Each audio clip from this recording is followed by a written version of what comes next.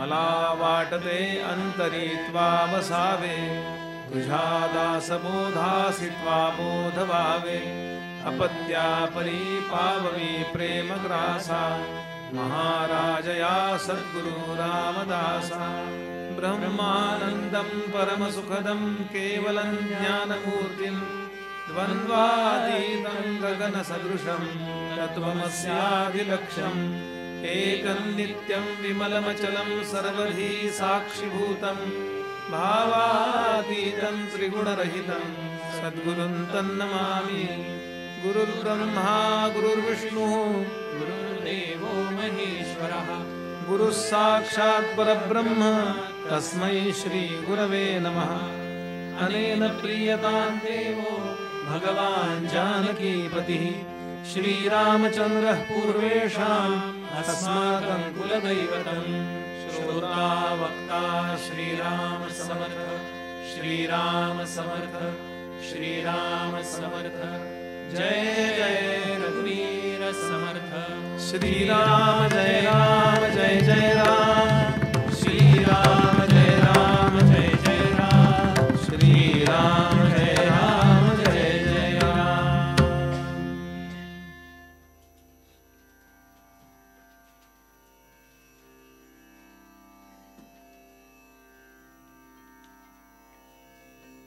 भगवान श्री रामचंद्रांच्या कृपेनं ज्यांनी आपलं संपूर्ण जीवन उद्धरलं आणि जगाच्या उद्धाराचा ध्यास घेऊन उदंड असं कार्य केलं, त्या कार्यापैकी ग्रंथरचना हा एक महत्त्वाचा भाग. त्या ग्रंथांपैकी समर्थ रामदास स्वामींनी रचलेल्या दासबोध नावाच्या ग्रंथाचा आपण थोडासा अभ्यास करतो आहोत. दासबोध हा ग्रंथ विविध विषयांनी, विविध मार्गदर्शनांनी भरलेला आहे. सध्या आपला जो टॉपिक चाललाय हा प्रपंचाच्या नश्वरतेला जाणून भगवंताची भक्ती कशी करावी असा चाललेला आहे. एखाद्याच्या मनात असंही आलं असेल की या सिलेबसला, या अभ्यासक्रमाला योग्य नसलेला जो असेल त्याला वाटेल यात प्रपंचाचं मार्गदर्शन कुठे आहे हो. तर तसे पण काही समास येतात. जसे आपण सद्विद्या लक्षण पाहिला किंवा कुविद्या लक्षण पाहिला, उत्तम पुरुष लक्षण पाहिला, असेही काही समास येतात. पण तिसरा दशक सुरू झाल्यानंतर पूर्ण अंतर्मुख करणारा, जगामध्ये येणाऱ्या ज्या दुःखांची शक्यता आहे या दुःखांकरताच आपलं जीवन अर्पण करायचं का खऱ्या सुखाची काही व्यवस्था करायची, हे सांगणारा हा तिसरा दशक आहे. म्हणजे स्वगुण परीक्षेपासून जीवनात येणारी दुःख, पहिले 4 समास तर जीवनात येणाऱ्या पॉसिबिलिटीज असा आपण विचार पाहिला. आणि म्हणून तिसऱ्या दशकातला 10वा समास जो वैराग्य निरूपणाचा आहे, की आपण ज्यांच्यामध्ये गुंततो आणि म्हणून दुःखी होतो त्यांच्या शरीराचा विचार सोडून दे. समर्थ म्हणाले, तुझं शरीर सुद्धा तुझं नाहीये हे जाणून घे. तुला हे काही काळापुरतं मिळालेलं वाहन आहे. कुठल्याही गोष्टीत प्रमाणापेक्षा जास्त गुंतलं तर दुःख होतं, याच्याकरता निरूपणाची गरजच नाहीये हो. आज जगामध्ये जे दुःखी झालेले लोक आहेत, यश हा भाग वेगळा आहे लक्षात घ्याल, आणि सुख दुःख हा भाग वेगळा आहे. यश ही गोष्ट आहे, ही प्रारब्धावर आणि काही प्रमाणात प्रयत्नावर. ते किती टक्के काय याच्याकरता गीतेत श्लोक येतो की अधिष्ठानं तथा करता करणंच पृथक विधम विविधाच पृथक चेष्टा दैवंचैवात्र पंचमम. 20% प्रत्येकाला खर्च करायचे. आता तो भाग आपल्याला बघायचा नाहीये, पण ते तुम्ही कितीही यश मिळवलं तरी ते तुम्हाला इथे सोडून जायचं आहे. येथील येथे अवघेच राहते, कोण काय घेऊन जाते सांगा नका. येताना आपण काही आणलेलं नाहीये, इथून जाताना आपल्याला काही न्यायचं नाहीये. मग फायद्या तोट्याचा, सुखदुःखाचा विचार किती करता. म्हणून शाश्वत सुखाचा, कधीही न संपणाऱ्या सुखाचा काहीतरी विचार करा आणि त्याची व्यवस्था करा, हे सांगणारा हा साधारणतः तिसरा दशक आहे. मग ती गोष्ट कशी करा याकरता चौथा दशक. हे सगळं जग आहे ते संचलित ज्यानी आहे, त्या मॅनेजमेंटचा जो मालक आहे त्याला भगवंत म्हणायचं आपल्याला. त्याला ईश्वर म्हणा, अल्लाह म्हणा, गॉड म्हणा, असा तो आहे. तुम्ही त्याला आवडायला लागलात की प्रारब्धातले भोग सुद्धा तो ऍडजस्ट करतो. म्हणजे प्रवचन नसताना आवाज बसेल. पुण्यात माझे एक मित्र आहेत, चांगलं कीर्तन करतात. त्यांचा खूप मोठा ऍक्सिडेंट झाला टिळक रोडला. खूप वर्ष झाली, याला 20 वर्ष होऊन गेली. पायाच्या हाडाचे 25 तुकडे झाले आतल्या आत. एका तासात ते हॉस्पिटलमध्ये होते. 1.5-2 तासात ते ऑपरेशन टेबलवर होते. कारण ज्यानी धडक मारली होती तो टिळक रोडचा एक दुकानदाराचा मुलगा होता. तो शिकत होता गाडी. त्यांनी जबाबदारी घेतली आणि सगळा खर्च त्यांनी केला. मी बाहेर गावी होतो तेव्हा आणि भेटायला गेलो मी त्यांना. आणि मी बुके घेऊन गेलो. बुवा म्हणलं कॉंग्रॅच्युलेशन्स. तोपर्यंत ते याच्यावर उभे राहायला लागले होते त्या धरून वॉकरनी. ते म्हणले बुवा कॉंग्रॅच्युलेशन काय? म्हणलं आता कंपल्सरी 2 महिने तुम्हाला अभ्यास करायचा आहे. त्यांच्या डोळ्यात पाणी आलं. मी कुणी शहाणा नाहीये. माझं काही असं झालं तर त्यांनी असं बोलायचंय, कुणाचंही झालं तर. म्हणलं बुवा एक मला सांगा, तुमचा ऍक्सिडेंट जर अशा ठिकाणी झाला असता की जिथे कोणी नाहीये तर बरं, ज्यानं कोणी ऍक्सिडेंट केला त्यानं सगळी जबाबदारी घेतली, त्यामुळे तुम्हाला 1 रुपया खर्च आला नाही. वेदना त्या कुणाला घेताच येत नाहीत. बरोबर आहे की नाही? 1.5-2 तासात तुम्ही ऑपरेशन टेबलवर होतात. बरोबर आहे की नाही? चांगलं ट्रीटमेंट मिळाली. बरोबर आहे की नाही? आणि आता 2-4 महिने चांगला अभ्यास होणार आहे. बरोबर आहे की नाही? ते म्हणले मी गेल्या 15 दिवसात काय महिन्याभरात हा विचारच नव्हता केला. म्हणलं हाच तुम्ही सांगितलाय तो मी तुमच्याच कीर्तनात ऐकलाय. हे कशासाठी बोलतोय मी आपल्या समोर की प्रारब्ध नावाची गोष्ट भगवंत ऍडजस्ट करून देतो. तुम्ही एकदा त्याला प्रिय झालात. सोपी अगदी दृष्टांताची भूमिका घ्यायची झाली. अगदी सोपा दृष्टांत. बसमध्ये बसलात, एसटी मध्ये बसलात तुम्ही, साध्या परिवर्तन. ड्रायव्हरच्या जवळ जेवढे असताना तुम्ही तेवढे तुम्हाला धक्के कमी बसतात. आणि जेवढे लांब असतात मागच्या सीटवर. कोल्हापूरला आपल्या या गुहागरला मी एकदा कीर्तनाला गेलो खूप वर्षापूर्वी. तेव्हा माझी गाडी नव्हती. आता आमच्या गुरुजींनी तर एसटीतनं पेट्या घेऊन खूप कष्ट केले. त्यामुळे आम्हाला काहीच नाही असं वाटतं मला. तर त्यांनी तिथं गेल्यावर विचारलं. सकाळी पोचली गाडी. ती 9-10 इथनं निघते पुणे गुहागर. 10च्या दरम्यान आहे. अजूनही आहे ती. बऱ्याच गाड्या आहेत. तर त्यातली मला बस जागाच मिळाली नाही. रिझर्वेशनच नव्हतं. कुठंतरी एक सीट कशी तरी मिळाली कोपऱ्यात. आता रस्ता त्यावेळेला तर अगदीच खराब होता. आता थोडा गेल्या 10 वर्षात बरेचसे रस्ते बरे झालेत. सगळं अंग दुखत होतो. झोप बीप तर सोडून द्या. नाही तर मला बसमध्ये बसलं की डुलका लागतोच लगेच. झोप बीप सोडून द्या. फक्त वरती टबाला इथं लागलं नाही. ते इतके उंच उडे असं. ते म्हणले कसे आला तो? म्हटलं पाखडत आलो. का हो? ड्रायव्हर पासून लांब बसलो होतो म्हणून. असा विचार करू नका कधी जीवनात. म्हणजे करायला नकोय असं समर्थ सांगतायतच की तुम्ही देवाचं भजन केलं की प्रारब्ध तुम्हाला टाळता येईल असं नसतं. देवाच्या अवतारांना नाही टाळता आलेलं. प्रारब्धातल्या दुःखाला घाबरून भक्ती करायची नाहीये. प्रारब्धात कितीही दुःख आलं तरी ते सहजपणानं भोगून स्वतःचं कर्तव्य मी सोडणार नाही याची शक्ती यावी म्हणून भक्ती आहे. समर्थ एकदम प्रॅक्टिकल संत आहेत बघा. सगळेच आपले म्हणजे ऋषी तसेच आहेत. आम्ही कीर्तनकार प्रवचनकारांनी जरा ऍडजस्ट करून तुम्ही या हो कीर्तनाला असं करत लोकांना उगाच आपलं अंधश्रद्धा वाढवल्या असतील आमच्यापैकी काही लोकांनी. असं नाहीये. नाही तर कृष्णांना किती दुःख झालं असतं. झालंय. अभिमन्यूला वाचवू शकले का सांगा? सख्या बहिणीचा मुलगा आहे. नाही वाचवू शकले. भक्ती कशी करावी हे आपण पाहतोच आहोत. पण तिच्याबद्दल अशा गैरसमजानं कधी मनुष्यानं भगवंताचं हे करू नये. कारण खूप लोकांची समस्या अशी आहे. लोकांची एक शंका असते, इतकं आम्ही देवाचं करतो.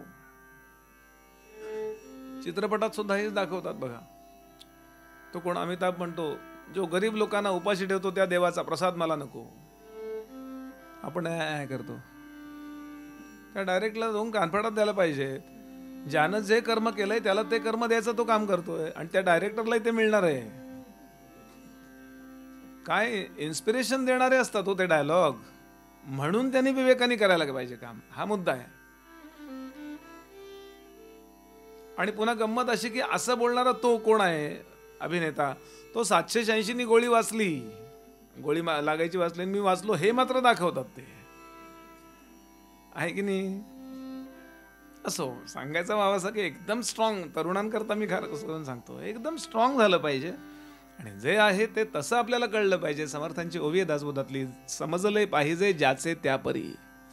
जे जसं आहे ते तसं समजलं पाहिजे. आपण नाही गृहीत धरायचं ते तसं असायला पाहिजे. आणि म्हणून अशा अर्थाने आपण हा दासबोध पाहण्याचा प्रयत्न करतोय. आणि श्रवणं कीर्तनं विष्णू स्मरणं पादसेवनम अर्चनम वंदनम दास्यम सख्यम आत्मनिवेदनम या नवविधा भक्तीपैकी सख्य भक्तीपर्यंत आपण येऊन पोहोचलो. दास्य भक्तीचा काल थोडासा आपण विचार केला. आपलं संपूर्ण जीवन भगवंताला अर्पण करणं म्हणजे काही फुलं काढणं आणि आरत्या करणं नव्हे. पुष्कळ वेळा आपण असं खूप गैरसमज म्हणतो ना, असे असतात की असं वाटतं की पूजा करणं म्हणजे देवाची सेवा करणं आणि आमटी भात करणं म्हणजे काहीतरी वेगळं करणं. असं नाहीये. शास्त्राच्या लेखी देवाची पूजा करणाऱ्या पुजाऱ्याला जेवढं श्रेय आहे म्हणजे पुण्य आहे, तेवढं श्रेय मंदिर झाडणाऱ्या त्या झाडूवाल्याला आहे. तो सोवळ्यात आहे आणि फुलं वाहतोय म्हणून तो विशेष करतोय, आणि हा बिचारा घाणेरड्या कपड्यात आहे कारण त्याला झाडायचं म्हणून तो कमी. असं नाहीये किंवा उलटही नाहीये. याची पण बाजू घेऊ आपण. तू काय मोठा सोवळ्यात म्हणजे शहाणा नाही, तेच आहे शास्त्राच्या लेखी सांगतोय. बरं एकदा हे कळलं की पूजा करणारा पुजारी आणि आमटी करणारी त्याची बायको घरातली, दोघांना एकच श्रेय आहे. त्या क्षणाला त्यांची प्रत्येक गोष्ट पूजा होते. Work is worship. माझं हे काम जसं आहे तसं यांचं हे काम आहे. मी इथं बसलोय म्हणजे मी कोणी शहाणा आणि यांना कमी येते असं नसतं. विवेकानंदांचं प्रसिद्ध वचन आहे, each soul is potentially divine seemly. Each soul is potentially divine. The goal is to manifest divinity within by controlling nature, external और internal. Do it by work और वर्शिप, फिलॉसॉफी और psychic control and be free. Each soul is potentially divine. हा लहान मुलगा आहे म्हणजे त्याच्यात कमी डिवाइन सोल आहे, त्याच्या सोलमध्ये कमी डिवाइन पॉवर आहे आणि माझ्यात जास्त आहे असं नसतं. जी मुंगीत पॉवर आहे तीच हत्तीत आहे. तोच आत्मा त्याला वर्तवतोय आणि त्या मुंगीला आणि हत्तीला. एकदा हे कळलं की कमी जास्तपणा डोक्यातला जातो. असं आहे.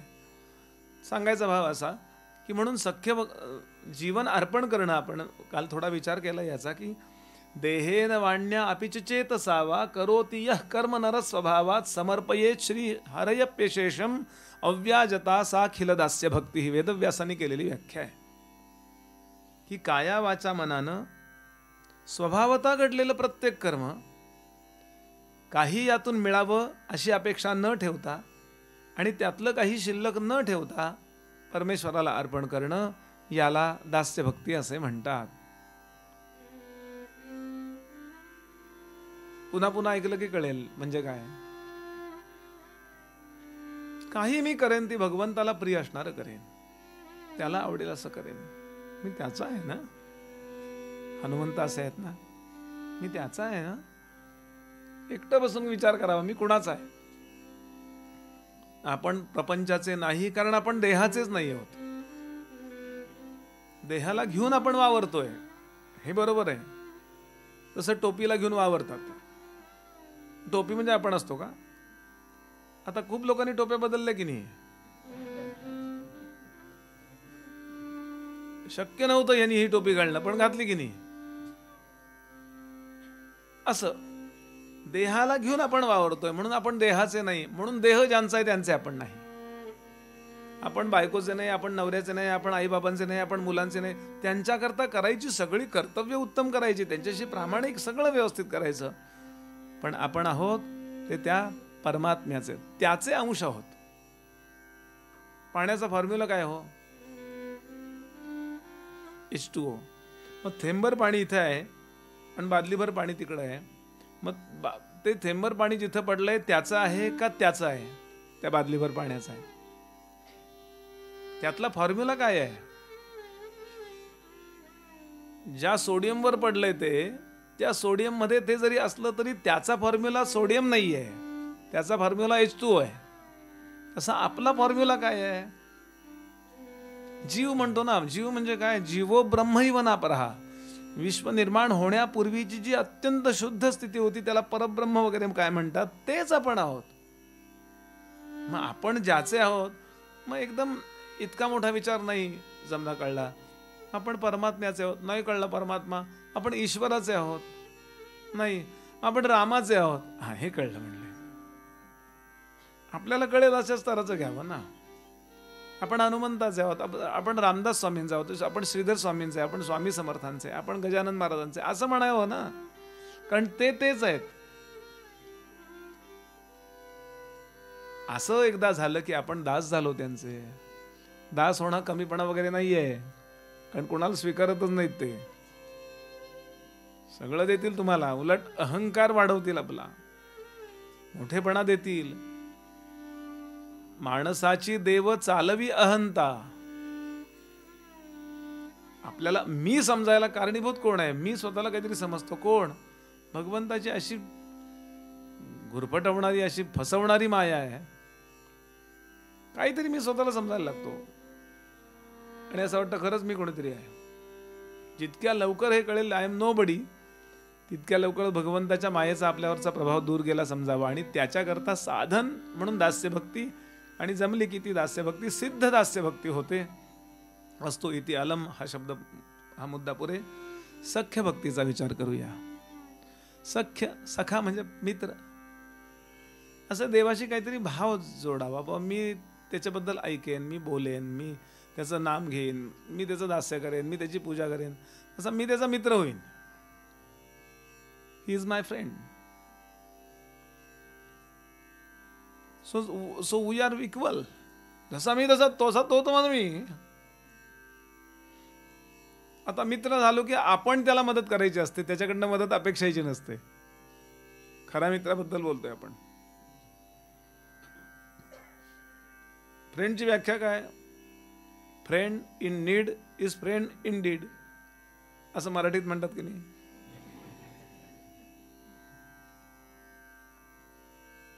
मी त्याचा मित्र आहे. म्हणाव काय रामराव कसे काय, असा अर्जुन आहे, सखा आहे तो. असा सुदामदेव आहे, असा उद्धव आहे.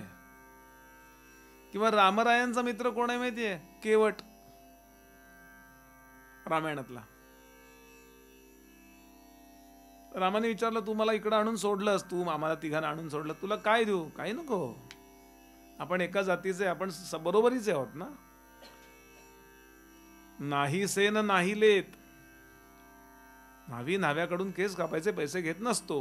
मग काय करतो? याची हजामत फुकट तो करून देतो. नाही सेन नाही लेत, धोबी सेन धोबी, कुछ दे कर नाथा जात क्यों बिगाडियो. काही देऊ नकोस म्हणतो तो. अरे तो किती सामान्य आहे. एक साधा नावाडी म्हणजे आज नाही उद्योग केला तर जेवायची पंचायत आहे त्याची. पण विचारांनी तो रामाला मित्र समजतोय स्वतःचा. काही घेतलं नाही त्यांनी पठ्यानी. रामाने त्याला सीतेची अंगठी देऊ केली होती, कारण सीतेने ओळखलं रामाची पंचायत काय झाली आहे. शृंगवेरपुराला तो इकडून तिकडे नेऊन सोडतो त्यांना, आणि सीतेने हळूच अंगठी काढली, रामाकडे दिली. रामा ही द्या त्याला. बर, इकडून इकडं जायची किंमत अंगठी निश्चित नाहीये. अंगठीची किंमत किती असेल त्यावेळेला? बरं, सीतेची अंगठी भरत ती अंगठी घेऊन जर तो भरताकडे गेला असता, तुमच्या वहिनींची अंगठी आहे, अयोध्येच्या तिजोरीतली महत्वाची वस्तू आहे, ही परत घ्या, त्याच्याऐवजी मला थोडे पैसे द्या, कारण या अंगठी काही माझी किराणावाला घेणार नाहीये. सोनाराकडे विकणं बरं नाही वाटत आहे मला, ही तुमची तुम्हाला घ्या. अहो भरताना एखादं गाव दिलं असतं त्याला. कारण कुणाची अंगठी हा प्रश्न आहे. हो तशी बॅट 10,000 रुपयाला मिळते, चांगली बॅट, पण सचिनच्या सही असलेली बॅट बापरे एकदमच किंमत वाढते त्याची. तशी सीतेची अंगठी म्हणजे सामान्य नाहीये. तो म्हणतो नाथ कछुनही दीजो. परिणाम काय झाला, तो असं नाही म्हणत अंगठी नको देऊ. अंगठी देऊ नको म्हणलं म्हणजे अजून काहीतरी पाहिजे असं नाही का. त्यावेळेला काही असं वेळा करतात, मुलाकरता मुलीकडच्यांनी अंगठी बनवली, पाठवून दिली बघायला सासूबाईंना, विहीणबाईला. विहीणबाईने बघितली, अंगठी नको म्हटलं, नुसती अंगठी नको, पूर्ण सेट पाहिजे.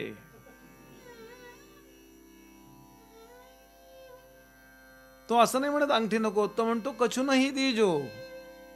तो स्वतःला मित्र समजतोय. आता मैत्रीचा परिणाम असा झाला की काही नको.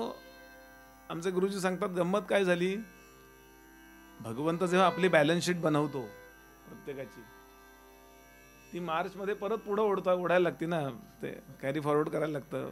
सस्पेन्स मध्ये जे असतं ते जे फेडून टाकलं ते क्लोज.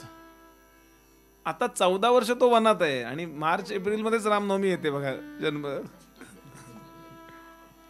गंमत जरा, तुम्हाला कळेल मला काय म्हणायचं ते सीए आहेत ना. आता याला दरवर्षी ते कॅरी फॉरवर्ड करायला लागते. हो यानं मला अमुक दिलंय किती, थोडसच, पण त्याच्या मागचा भाव काही असा आहे त्याचा, कछुनही दीजो. आता 14 वर्ष त्याला त्यांनी देऊन टाकलं असतं काही त्याला, तर संपला असता विषय. मला निष्काम भक्तीबद्दल बोलायचं नाही, मी मैत्रीबद्दल बोलतोय आता. हा प्रसंग मला मैत्रीच्या दृष्टिकोनातून सांगायचा आहे. बरं, जेव्हा परत आले तेव्हा विमान तिथे उतरलंय आणि सीतेने गंगा मातेला नवस केला होता की आम्ही अव्यंग व्यवस्थित परत आलो की तुझी ओटी भरेन बरं गंगे. ते नुसतं पाणी नाही आहे, त्या पाण्यात देवता आहे, अशी आपली संस्कृती सांगते. आपल्या संस्कृतीचं वैशिष्ट्य काय असेल तर कधीही कुठल्या गोष्टीला आपण डेड मानत नाही, जड मानत नाही, प्रत्येकात चैतन्य हे मानतो. आणि आता विज्ञानालाही कळायला लागलं की बहुत असं काहीच नाहीये, ज्याला स्टॅटिस्टिक फिजिक्स म्हणता तुम्ही, तसं काहीच नाहीये. सगळं असं होतं. हे दिसताना तुम्ही थर्माकोल दिसतंय, पण असं चाललंच आहे ना ते. इलेक्ट्रॉन, प्रोटॉन्स, न्यूट्रॉन्स, त्याच्या त्या वेगानेच त्याचं मटेरियल वेगळं ठरतंय. भिंतही तशीच आहे. हे आमच्या पूर्वजांना किती वर्षापूर्वी माहिती आहे. चैतन्य सर्वत्र भरून राहिलेलं आहे.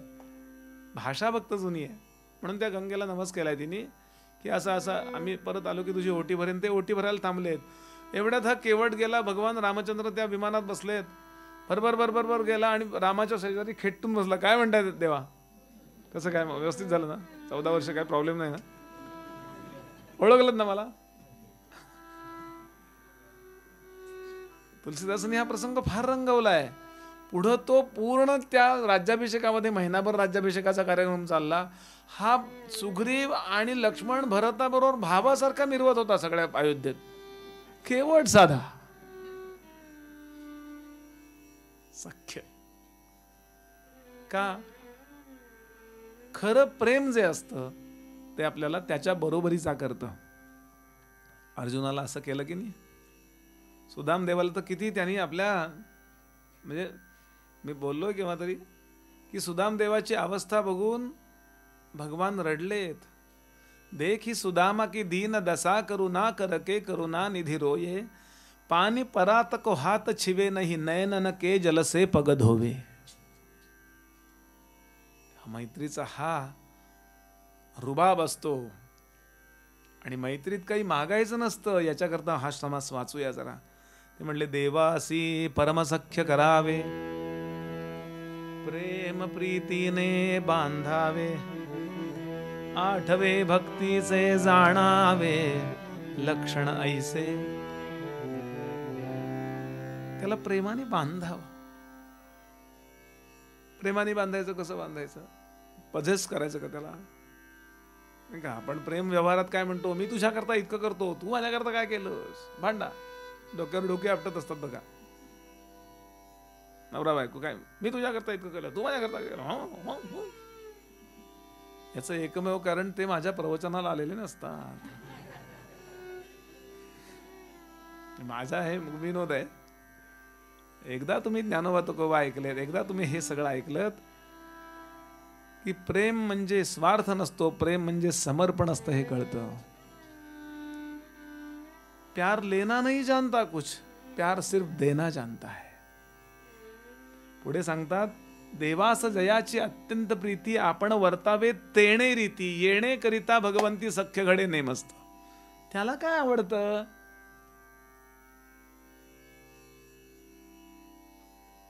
एक फ्रान्सचा राजा होऊन गेला, त्याचं नाव न्यूरो असं काहीतरी आहे. त्याची एक असिस्टंट होती. त्या असिस्टंटनं लिहिलेलं एक पुस्तक आहे, त्याचं नाव आहे द सेकंड सेक्स असं नाव आहे. हे तुम्ही गुगलवर सर्च करू शकता. अप्रतिम पुस्तक आहे. सेक्स म्हणलं की आपल्याला साधारण शरीराचे भोग डोळ्यासमोर येतात. तिनं तशा अर्थानं ते लिहिलेलं नाहीये. ती सांगते, स्त्री जेव्हा प्रेम करते तेव्हा ती किती त्याची होते, त्याला जे आवडतं ते तिला आवडायला लागतं.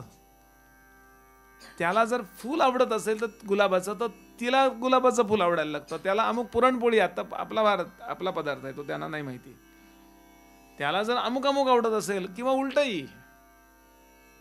ती म्हणाले, प्रेम नावाची गोष्ट तत् सुख सुखी तू, त्याला जे जे आवडतं ते तिला आवडायला लागतं. प्रेमाचं सगळ्यात महत्वाचं सख्य. आपण स्त्री पुरुषांचे देह डोळ्यासमोर न काढू. मित्र, एकदा खरी मैत्री जमली की त्याला बटाटे वडा आवडत नव्हता, पण हळूहळू आवडायला लागतो. की त्याला अमुक अमुक आवडत नव्हतं, पण आपोआप आवडायला लागतं. का? मैत्रीचा तो सूक्ष्मात होणारा परिणाम आहे. भाऊसाहेब केतकर आजारी पडले, गोंदवलेकर महाराजांचे शिष्य. महाराज तर जाऊन खूप वर्ष झाली होती. भाऊसाहेब केतकरांना, तात्यासाहेब केतकरांचे, आपण गोंदवलेकर महाराजांचे भक्त कोणी असेल तर कळेल मी काय म्हणतो. तात्यासाहेब केतकरांचे वडील, महाराजांचा प्रत्यक्ष खूप सहवास तात्यासाहेबांनाही मिळाला, पण ते अगदी भाऊसाहेब केतकर अगदी खूप घट्ट मित्र, म्हणजे महाराजांचे शिष्यच होते ते. तर त्यांना झुणका खूप आवडायचा. रात्री उशिरा पिठलं भाकरी करायचं आणि तो असं किंचित जाळायचा ते तव्यावरती, असा खरपुडी अशी झाली पाहिजे, बेसनाची अशी वडीसारखं झालं पाहिजे, असं काळसर असं. आणि आवडायचा किंचित झणझणीत, असं फोडणीवरनं घातलेलं असा आवडायचा. ते म्हणे, का आवडायचा? ते म्हणे, महाराजांना आवडायचा म्हणून मला आवडायला लागला म्हणले. काय हे व्यवहारानं चांगलं चाललंय की देवास जयाची अत्यंत प्रीती, आपण वर्तावे तेणे रीती. देवाला जे जे आवडतं ना, हळूहळू आपण आपल्याला ते आवडायचं प्रॅक्टिस करावं, म्हणजे मग आपोआप आपल्यालाही ते आवडायचा परिणाम आपण त्याला आवडायला लागतो. मग काय काय आवडतं देवाला? एक जण सांगत होते, बुवा आमच्या देवाला दुसऱ्याच्या कंपाऊंड मधली काढलेली फुलंच आवडतात, कारण पिढ्यानपिढ्या आम्ही इतकी सवय लावली त्याला. विकत आणलेली फुलाची देव टाकून देतो ना, मला नको ती कुठे आहेत, ती दुसऱ्याच्या. विनोद आहे हा. म्हणून यादी केली आहे, भाव, भक्तिभाव आणि भजन, निरूपण आणि कथा कीर्तन, प्रेमळ भक्तांचे गायन, आवडे देवा आपण तैसेची वर्तावे, आपणासी तेची आवडावे, मनासारिखे होता स्वभावे, सख्य घडे नेमस्त. त्याला काय काय आवडतं हे कवीत सांगितलं. त्याला बाकी उपचार बाहेरचे आवडत नाहीत, त्या उपचारातला भाव आवडतो. सा गमपनी सा ने द प म प ग म ग रे सा. उपचार नावाची गोष्ट करायलाच पाहिजे. एक उपचार चांगला पाहिजेच, पण उपचार चांगला करतोय म्हणजे त्याला जमली भक्ती असं समजू नका. तुकोबांचा अभंग आहे. श्रीमंत तो नर देव पूजा करी, श्रीमंत तो नर देव पूजा करी, श्रीमंत तो नर देव पूजा करी, श्रीमंत तो नर देव पूजा करी. उपकरण्यावरी उपकरण्यावरी उपकरण्यावरी चित्त त्याचे, चित्त त्याचे सोन्याचे ताम्हण चांदीचा चौरंग, सोन्याचे ताम्हण चांदीचा चौरंग, सोन्याचे ताम्हण चांदीचा चौरंग, सोन्याचे ताम्हण चांदीचा चौरंग. सदा करी ढंग जनामध्ये, सदा करी ढंग जनामध्ये, जनामध्ये. एक पाटी बेल दोन पाटी फुले, एक पाटी बेल दोन पाटी फुले. बोला. एक पाटी बेल दोन पाटी फुले, एक पाटी बेल दोन पाटी फुले. तीन पाटी तुळशी देवावरी, तीन पाटी तुळशी देवावरी, देवावरी.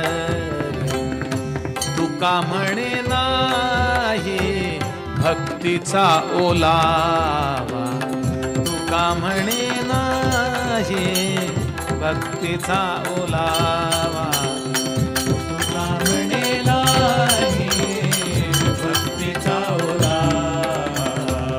काय तो करावा, काय तो करावा, काय तो जाळावा समारंभ, काय तो जाळावा.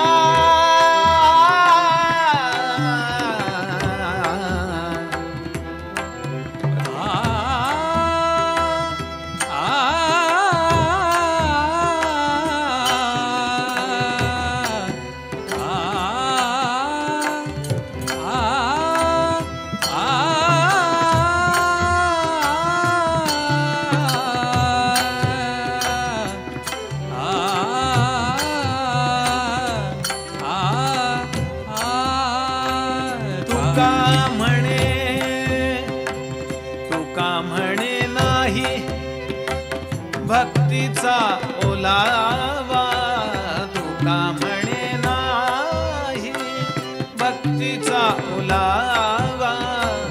काय तो जाळावा समारंभ, समारंभ. श्रीमंत तो नर देव पूजा करी, श्रीमंत तो नर, श्रीमंत तो नर, श्रीमंत तो नर देव पूजा करी. नको मुद्दा नाही चालला, देवाला काय आवडता मुद्दा चाललाय. आता या एका ओवीचा आधार घेऊन तुम्ही काहीतरी उगाच काहीतरी नाही म्हणले, खडी साखरेचाच नैवेद्य नाही तर तो भावाचाच भोग केलेला आहे. बॅलन्स कसा असावा याकरता मी बोलतोय. तुकोबांचा अभंग आहे की श्रीमंत तो नर देवपूजा करी उपकरण्यावरी चित्त त्याचे, सोन्याचे ताम्हन चांदीचा चौरंग सदा करी ढंग जनामध्ये, एक पाटी फुले दोन पाटी बेल तीन पाटी तुळशी देवावरी, तुका म्हणे नाही भक्तीचा ओलावा काय तो जाळावा समारंभ. हे तुकोबा आहेत. त्याला पदार्थ आवडण्यापेक्षा त्या पदार्थाच्या आत असणारा जो भाव आहे. आमच्या मोरोपंतांची आर्या आहे, मोरोपंतांची आर्या आहे सुदामदेवांबद्दलची. ऋण तरी मुठभर पोहे त्याच्या व्याजात हे मन गरीती, मुद्दलात मुक्ती देणे ही कोण्या सावकारीची रीती. काय पोह्यात भाव असेल हो त्या सुदामदेवाचा, त्याचं ते सर्वस्व होतं,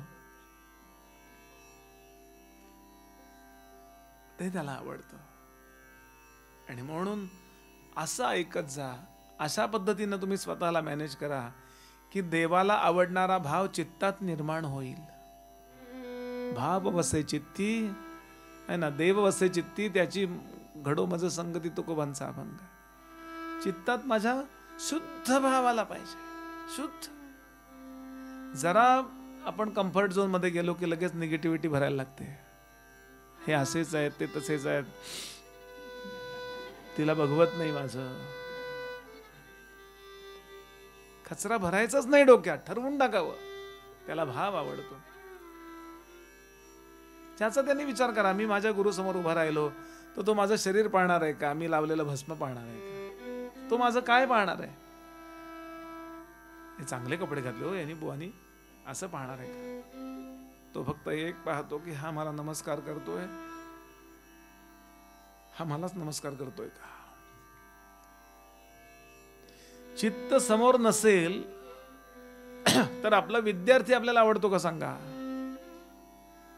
लक्ष कुठे आहे तुझं म्हणतो ना आपण. तुकोबांनी प्रेत म्हटलंय त्याला, जवळी नाही चित्त काय मांडीले प्रेत. भाव आवडतो त्याला.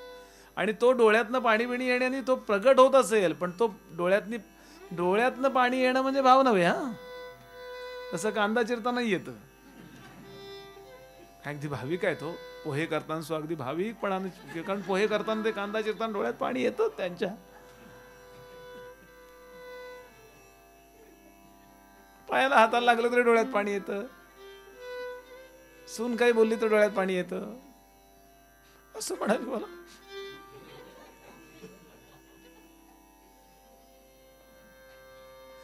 आठ सत्वगुण जागा झाल्यावर 8 प्रकारच्या प्रतिक्रिया आहेत आतनं बाहेर पडणाऱ्या. अशा प्रातिनिधिक स्वरूप आहे ते. अष्टसात्विक भाव म्हणतात त्याला. त्यातलं एक अश्रू आहे, कंप आहे, रोमांच आहे, स्फुरण आहे, वैवरणी आहे, स्वरभंग आहे, मूर्छा. असे 8 सात्विक भाव आहेत. भाव याचा अर्थ आलोट अशी प्रीती चित्तात वाटते. आपण बोलू किंवा न बोलू, प्रकट करायचं का नाही प्रकट करायचं. अहो मला सांगा, आई लेकरावर तान्ह बाळ आहे महिन्याचं, तिला काय वाटतं, तिला म्हणू 1 तासभर प्रवचन कर बरं, करू शकेल का ती. सगळा आपला भाव ती शब्दात आणू शकेल का. मग तिला काय प्रॅक्टिस झाल्या का, तिने काय पूर्वी कोर्स केलाय का. मुलावर कसे, गर्भवती आहे 8 महिन्याची, मुलावर कसे प्रेम करायचे शिकवले जाईल, आहे का कुठे जगात कोर्स. हा त्याचं संगोपन कसं करायचं शिकवलं जाईल वगैरे तुम्ही सर्च करू शकता. तिला जे वाटतं, फिलिंग आहे ना, ते फिलिंग मला देवाबद्दल आलं पाहिजेत. तो आहे म्हणून मी आहे. हो माझं अस्तित्व त्याच्यावर, माझं काही झालं ना तरी त्याचं माझ्यावर प्रेम राहिलं पाहिजे. गोपींचं असं आहे की नाही सांगा. कृष्णाने काय दिलंय त्यांना सांगा. त्यांना काही वस्तू दिली. मी नेहमीच सांगतो, कृष्णाने सगळ्यांना सगळं दिलंय बघा. मथुरावासियांना द्वारका निर्माण करून सुरक्षा दिली, सुदामदेवाला सुदामपुरी दिली, पांडवांना राज्य मिळवून दिलं, 16,100 स्त्रियांशी विवाह करून त्यांना सुरक्षा आणि सन्मान दिला. कृष्णाने गोपांना गोपींना काय दिलं बोला. देने की बात छोडो, एक बार गए तो वापिस भी नहीं आए. खोट आणि येतो म्हणलं नाही आला तरी सुद्धा त्या लोक सगळ्यांना आवडतो ना. तो का आवडतो? भाव. आता मला तो शब्द फोडत बसायला वेळ नाही तेवढा, म्हणून भक्तिभाव आणि भजन, निरूपण आणि कथा कीर्तन, त्याच्याबद्दलची चर्चा, हे सगळं ज्यानी वाढतं ते त्याला आवडतं.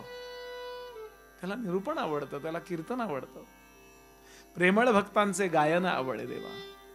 म्युझिक मध्ये सुद्धा तीच शक्ती आहे जी मेडिटेशन मध्ये आहे. काय होतं, आपले जे सेल्स आहेत ना, ते सेल्स सारखे डेड होत असतात. हे सायंटिफिकली मी थोडासा अभ्यास करून आपल्याशी बोलतोय. डेड होताना ते काय करतात, तर आपली मेमरी नवीन पेशीमध्ये ट्रान्सफर करतात आणि मरतात आपल्या पेशी. म्हणजे आधीच्या पेशीला माहिती असतं मला शुगर आहे, म्हणजे शुगर नावाचा रोग मला आहे असं आपण आपल्या प्रत्येक पेशीला सांगितलेलं आहे, गोळी घेऊन घेऊन घेऊन घेऊन. ती पेशी मरते तेव्हा नवीन पेशीला सांगते शुगर आहे बरं का रे, शुगर आहे बरं का रे, किंवा टेन्शन आहे बरं का रे, काय जे असेल ते, अमुक आहे बरं का रे, तमुक आहे. म्हणजे मेमरी नाव सगळ्याचा लॉस होतो, आपल्या मेमरीचा लॉस होत असतो. आणि मेमरीमध्ये जे दुःख दुःख दुःख दुःख आहे याचं कारण आपण केव्हा तरी ते स्वीकारलं आणि कंटिन्यू केलंय आपल्या पेशीमध्ये, प्रत्येक सेलमध्ये. म्हणून ज्याला सुखी व्हायचे त्यांनी मेमरी थांबवायला शिका. मेमरी ही जी स्मरणशक्ती थांबते ती फक्त ती 2 ठिकाणी थांबते. एक घट्ट अशा ध्यानात थांबते किंवा म्युझिक मध्ये थांबते. पूर्ण थांबते असं नाही बरं, पण जर जमलं, संगीतामध्ये ढेकूळ विरघळतो असं जर आपल्याला विरघळता आलं तर आपलं ध्यान लागल्याशिवाय राहणार नाही. संगीत विद्या ही इतकी महत्वाची आहे. अध्यात्म आणि संगीत खूप कनेक्टेड आहे, लक्षात घ्या. म्हणून आमचे स्वामी विवेकानंद सांगत असत, त्याला भारतीय संगीत कळत नाही, त्याला भारतीय अध्यात्म कधी कळणारच नाही. स्वराची व्याख्याच अशी आहे, स्वस्मिन रमते इति स्वरहा. जो आत्म्यामध्ये स्वमध्ये आपल्या खऱ्या स्वरूपात रमवतो. म्हणून बघा, कुठलाही राग ऐकताना असं काय वाटतं ते तुम्ही सांगू नाही शकत. छान असा राग प्रॉपर जर वाजायला लागला ना, कुठेही असो, तो गळ्यातनं असो, वोकल असो किंवा इन्स्ट्रुमेंटल असो, ती मेमरी थांबते. हे देवाला आवडतं. प्रेमळ भक्तांचे गायन आवडे देवा. आपल्याला ते आवडायला लागलं. आणि पहिली गोष्ट समर्थांनी इथे सावध केलंय, सख्य टिकावं वाटत असेल तर काही मागणं बंद करा. देवाच्या सख्यत्वासाठी पडाव्या जीवलगांशी तुटी. सगळं तुटलं तरी चालेल. म्हणाले बरं, सर्व अर्पावे सेवटी प्राण तोही वेचावा. मरायची जरी वेळ आली तरी त्याच्या स्मरणात मरावं. ठीक आहे देवा, जिसमें तुम्हारी मर्जी उसमें हमारी राजी. म्हणजे प्रेम की नाही. आपुले अवघेची जावे परी देवासी सख्य राहावे. ऐसी प्रीती जीवे भावे भगवंती लागावी. माझं काही झालं ना, समर्थांचा अभंग आहे, माझे सर्व जावो परी नाम तुझे राहो. आपण ज्याच्यावर प्रेम आहे असं म्हणतो, मुलावर प्रेम आहे, अमकर प्रेम आहे, तमकर. एकदा विचार करा, तो असा वागला तर माझं प्रेम असेल का हो? याचा अर्थ आपलं कंडिशनल लव्ह आहे. तो कसाही वागला तर आपलं प्रेम नाही नसणार. कारण व्यवहारात तसं नाही शक्य. ते परमात्म्याबद्दल आपण करायचंय. कारण नाशिवंत पदार्थावर प्रेम केलं तर आपण दुःखीच होणार आहोत. वन साइड लव नको असेल तर पहिल्यांदा जिथे वन साइड लव नसतं ती कुठली गोष्ट आहे जाणून घ्या.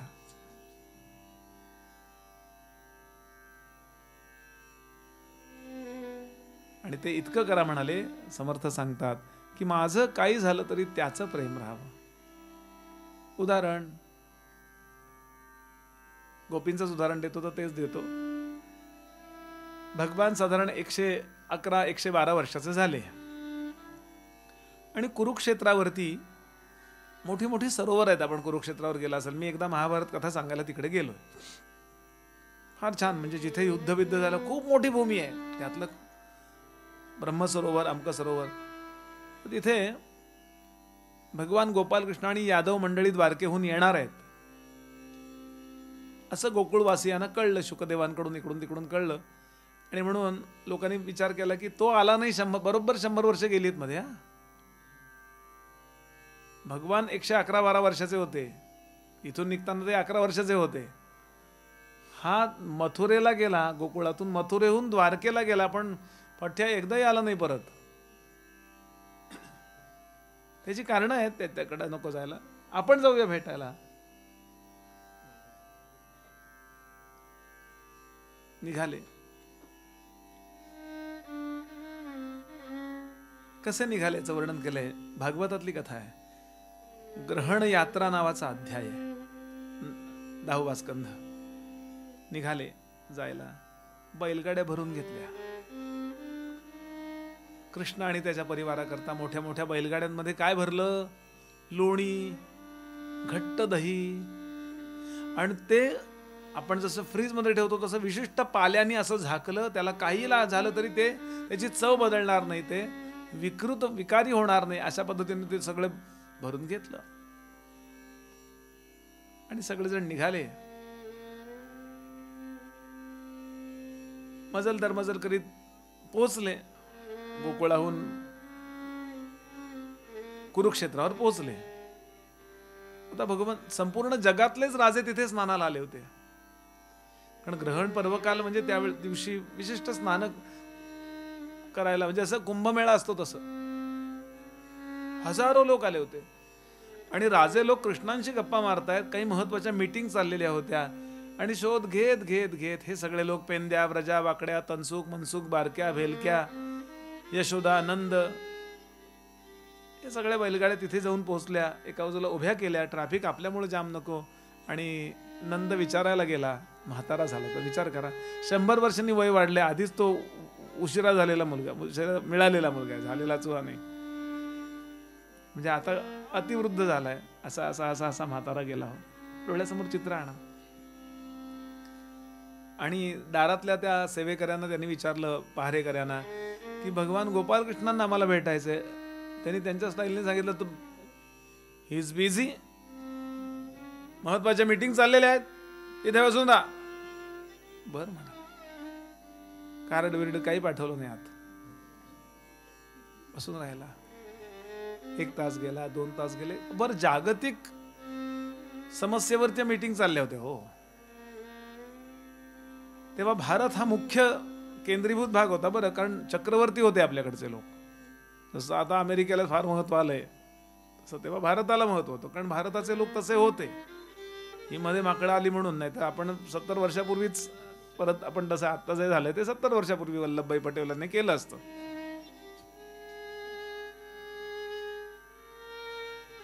आहे आपल्या डीएनए मध्ये, ते प्रत्येकात आहे. एक सिंह उठला तर काय करून ठेवलंय बघा ना, एक सिंह. असे सगळे आहोत सिंह. आपल्याला तू शेळी आहे, शेळी आहे, शेळीचं दूध पिऊन रघुपती राघव म्हणून म्हणून आपल्याला ते बिंबवलंय, अहिंसा परमो धर्म. हे मी ह्यांनी बोलत नाहीये, केवळ आहेच आहे तसं. बघा किती कंपन्यांचे सीईओ आता इंडियन्स आहेत. सुंदर पिचाई असतील किंवा ब्रिटनचा शुनक असेल. शुनक नावाचा ऋषीच आहे आपल्याकडे. असो, तर तिथे सगळ्या मीटिंग चालल्यात आणि ते बसले तसे सावलीत. 2 तास गेले आणि यशोदा म्हणाली, एक काम करा, खूप वेळ हे असं उन्हात ठेवणं बरं नाही ना, आपण आहोत सावलीला, पण तसं ते आतमध्ये जर गेलं सगळं साहित्य, भेटू आपण उद्या, आपण साहित्य आत. तुम्ही एक काम करा, त्यांना म्हणा उद्धवाला पाठवता येईल का, कृष्ण बिझी असतील. उद्धव भेटले होते ना, भेटून गेले होते. म्हणून त्यांनी जाऊन सांगितलं, एक काम करता का, काय तुम्हाला डिस्टर्ब करू नका सांगितलं ना. कारण त्यांचे पेहराव बिहराव साधी होती हो माणसं बिचारी.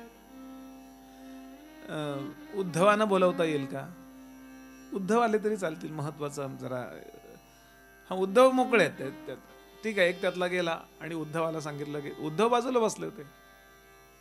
उद्धवाला सांगितलं कोणीतरी बोलत आहेत. उद्धव आला बाहेर, पाहिलं, अरे कधी आलात. साष्टांग नमस्कार मातीत घातला त्यांनी त्या अंगणात.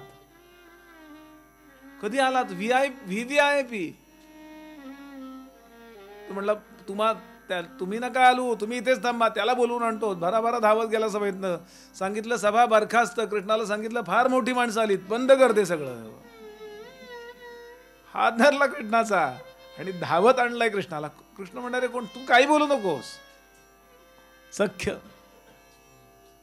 आणि असे सगळे बाहेर आले.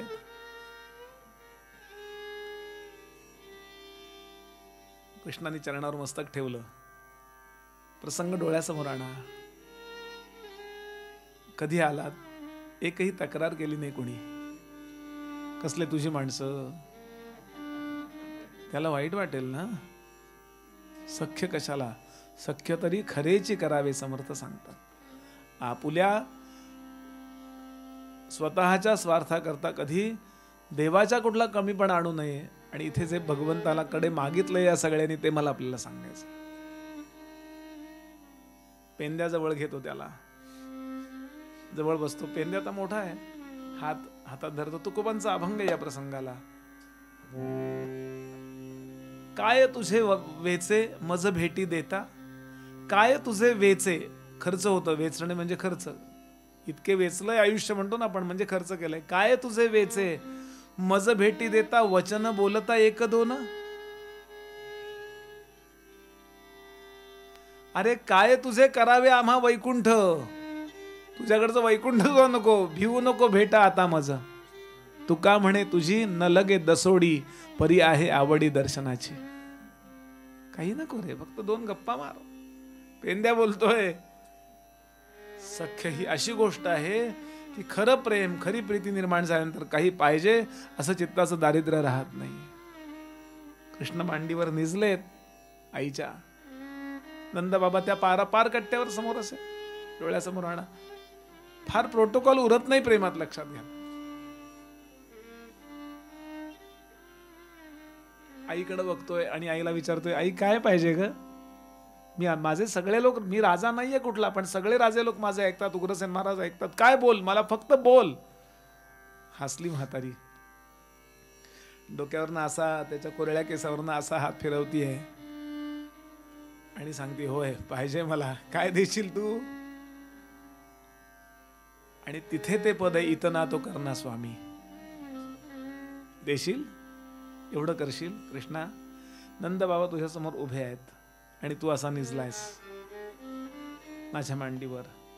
अशी माझं मस्तक माझ्या पतीच्या मांडीवर असावं आणि मरताना तू समोर उभावास असावास अशी माझी इच्छा आहे. इतके दिवस मी प्राण धरून राहिले, कारण तू येतो म्हणाला होतास ना. तू आलास आणि मी नाही राहिले, असं झालं तर माझा शब्द वाया गेला असता. म्हणून मी प्रयत्नपूर्वक प्राण धरून राहिले. एवढं करशील माझ्या करता. तब वक्त जल्दी आना, नहीं शाम भूल जाना. राधे को साथ लाना, जब प्राण तन से निकले.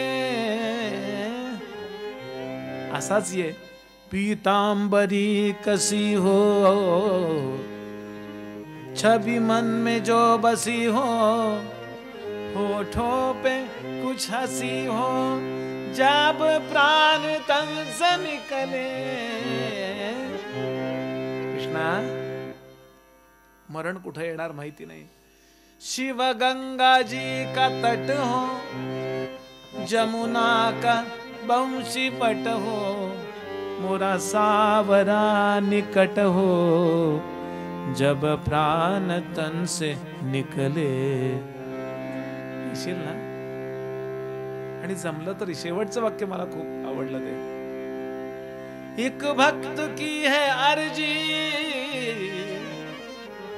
एक भक्त की है अर्जी, खुद गर्ज की है गर्जी. आगे तुम्हारी मर्जी, जब प्राण तन से निकले. जमलं तर ये, माझ्या करता येण्याचे कष्ट करू नकोस. कशाला म्हणतात प्रेम. समर्थ हे सांगतात, देव म्हणजे आपुला प्राण. प्राणासी करावे निर्वाण, न करावे निर्वाण. परमप्रीतीचे लक्षण ते हे ऐसे असे.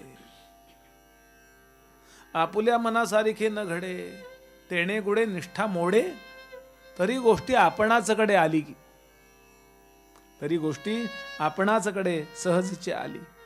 मेघ चातकावरी वोळेना, परी चातक पालटेना. चातक नावाचा एक पक्षी सांगितलाय साहित्यामध्ये. तो कसं पाणी पितो? आकाशातून स्वाती नक्षत्रातले जे थेंब पडतात ते आकाशातला अशा अत्यंत प्युअर पाणी पितो तो. ते स्वाती नक्षत्र येईपर्यंत तो थांबतो म्हणे. असा वर्ण पडला गंगेत, गंगेच्या पाण्यात पडला आणि मेला चातक. का? स्वाती नक्षत्रातलं मेघातून निघणारं पाणी मिळालं नाही म्हणून. हे उदाहरण दिलंय त्यांनी. कुठलंही चालेल, बिसलेरी नाही तुमच्याकडे ते द्या, काय हरकत नाही, अर्धी मी प्यायला जाऊ दे, चालेल. हे खरं प्रेम आहे का? मेघ चातकावरी वळेना, परी चातक पालटेना. चंद्र वेळेसे उगवेना, परी चकोर अनन्य. ही साहित्यातली उदाहरणं त्यांनी दिली आहेत. पुढे सांगतात, वरवर बोलणारी माणसं खूप असतात. देवा वेगळे कोणी नाही, ऐसे बोलती सर्वही, परंतु त्यांची निष्ठा काही तैसीच नसे. खोटारडेपणा म्हणतो ना, देवाशिवाय कोणी नाही हो मला. मरत नाही ना. दशरथ महाराजांना राम परत येत नाहीत म्हणल्यानंतर प्राण गेले त्यांचे.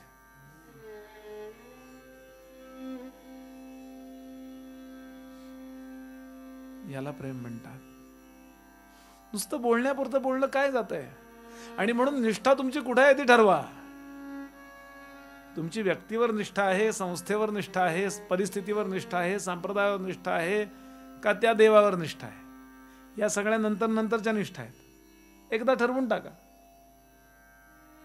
भीष्मांना विचारलंय कृष्णांनी, तुमची निष्ठा कुणावर आहे? तुमची धर्मावर निष्ठा आहे. तुम्ही धर्म आधी कशाला समजताय सांगा. म्हणले माझी राजावर निष्ठा आहे, सिंहासनावर निष्ठा. अरे पण राजासारखा वागत नसेल तर तो राजा नाही आहे ना. तुम्हाला माहिती आहे ना की पांडवांना जाळण्याचा प्रयत्न केला धृतराष्ट्रांनी.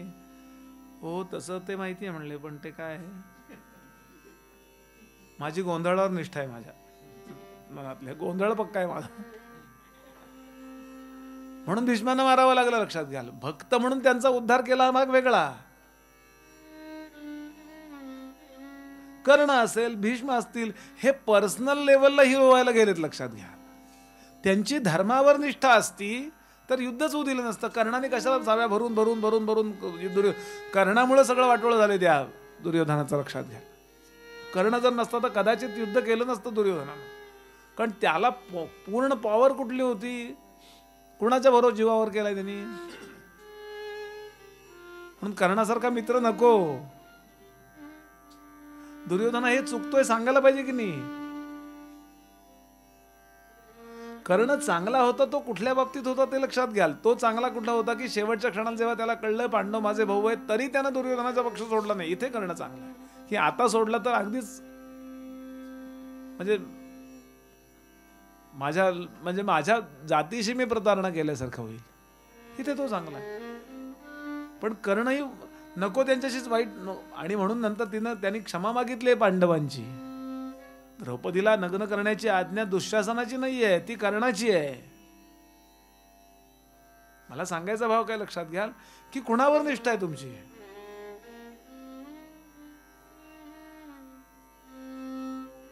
कसं होतं, आपण संप्रदाय म्हणून धरतो, राम म्हणून धरतो. रामावर निष्ठा आहे म्हणजे कोणावर निष्ठा आहे तुमची? राम कार्यावर निष्ठा आहे का? तर राम नाम जपना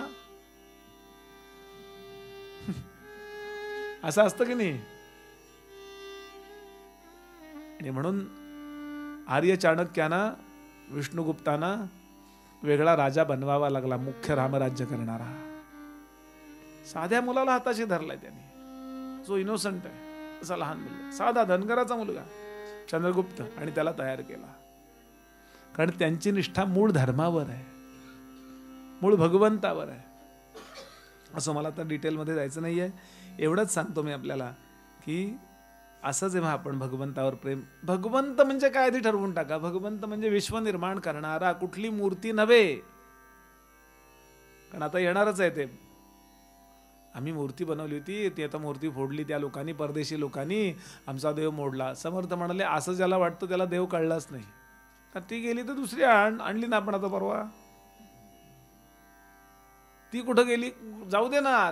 कारण त्याच्यातलं देव नावाचं गोष्ट जी आहे ती वेगळी आहे. आपण ते सुपारी ठेवतो की नाही आपण गणपतीला. सुपारी हे फक्त असं नाही. माणसं म्हणतात बुवा तुम्ही सुपारी गणपती पूजा करता आणि परत सुपारीच कातरून खाता नंतर तीच पूजा झाल्यावर.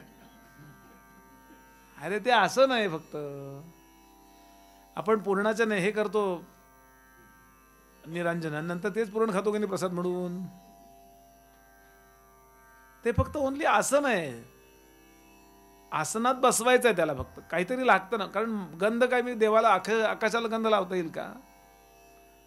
आकाशापेक्षा ॲब्स्ट्रॅक्ट असणाराला त्यात बोलवायचं सुपारीत, माझं गंध घ्यायला ये. गंध नावाची जी गोष्ट सुपारीलाच लागणार आहे. कारण पृथ्वीच्या जातीचा गंध आहे, पृथ्वीच्या जातीची सुपारी आहे. म्हणजे डिटेल्स खूप आहेत, ते आता सगळं बोलायला नको. माझा मुद्दा हा आहे की परमेश्वर कोण आहे, आणि याचा आता विचार येणार आहे पुढे. पण आता सध्या आपण अवतार म्हणून धरा. अवतार, ईश्वर आणि परब्रह्म असे 3 स्तर आहेत त्याचे. एक निर्गुण निराकार, एक सगुण निराकार आणि एक सगुण साकार. आपण सगुण साकाराचा विचार केला तर तो डायरेक्टली निर्गुण निराकाराचाच असतो, पण प्रातिनिधिक स्वरूप त्याचं ते आहे. आणि यानंतर असं भजन करावं त्याचं, अशी भक्ती करावी हे सांगतात. आता यानंतर आत्मनिवेदन भक्तीचा विचार. आत्मनिवेदन म्हणजे स्वतःला वाहणे. आत्मनिवेदन, निवद, नैवेद्य म्हणजे समर्पण, स्वतः वेगळं न उरणे. ऐका निवेदनाचे लक्षण देवासी व्हावे आपण, करावे तत्व विवरण म्हणजे कळे. आता मला व्हायचं म्हणजे देहाला व्हायचंय का. देह हा अग्नीलाच समर्पण होणार आहे. देहाचं देहाच्या पाचीभूतांचं विघटन इथेच होणार आहे. मग म्हणाले कोण व्हायचंय म्हणजे काय करायचंय. तस्मात विचार करावा, देव कोण तो ओळखावा, आपला आपण शोध घ्यावा अंतर्यामी. तत्वे तत्व जेव्हा सरे, तेव्हा आपण कैचा उरे.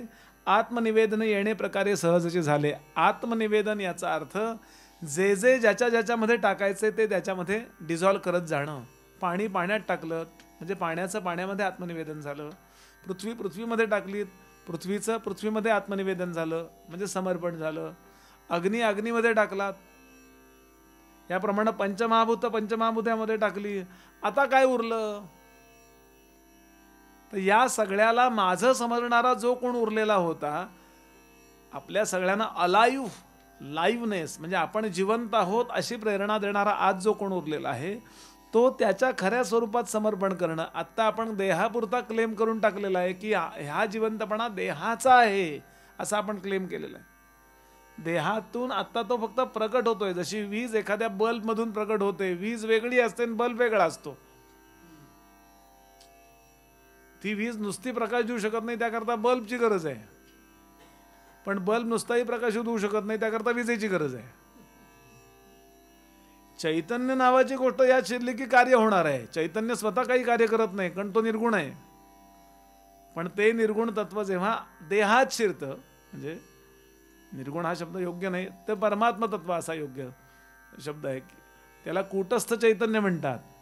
हे असं पटकन एका प्रवचनात कळणार नाही, हळूहळू कळत जाईल ते की अशी काहीतरी व्यवस्था आपल्या देहामध्ये आहे.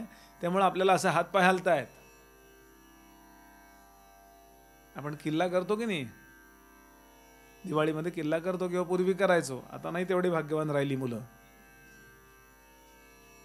आता त्या ह्याच्यातच वेळ सगळा चाललाय किंवा ह्याच्यात तिथेच खेळतात.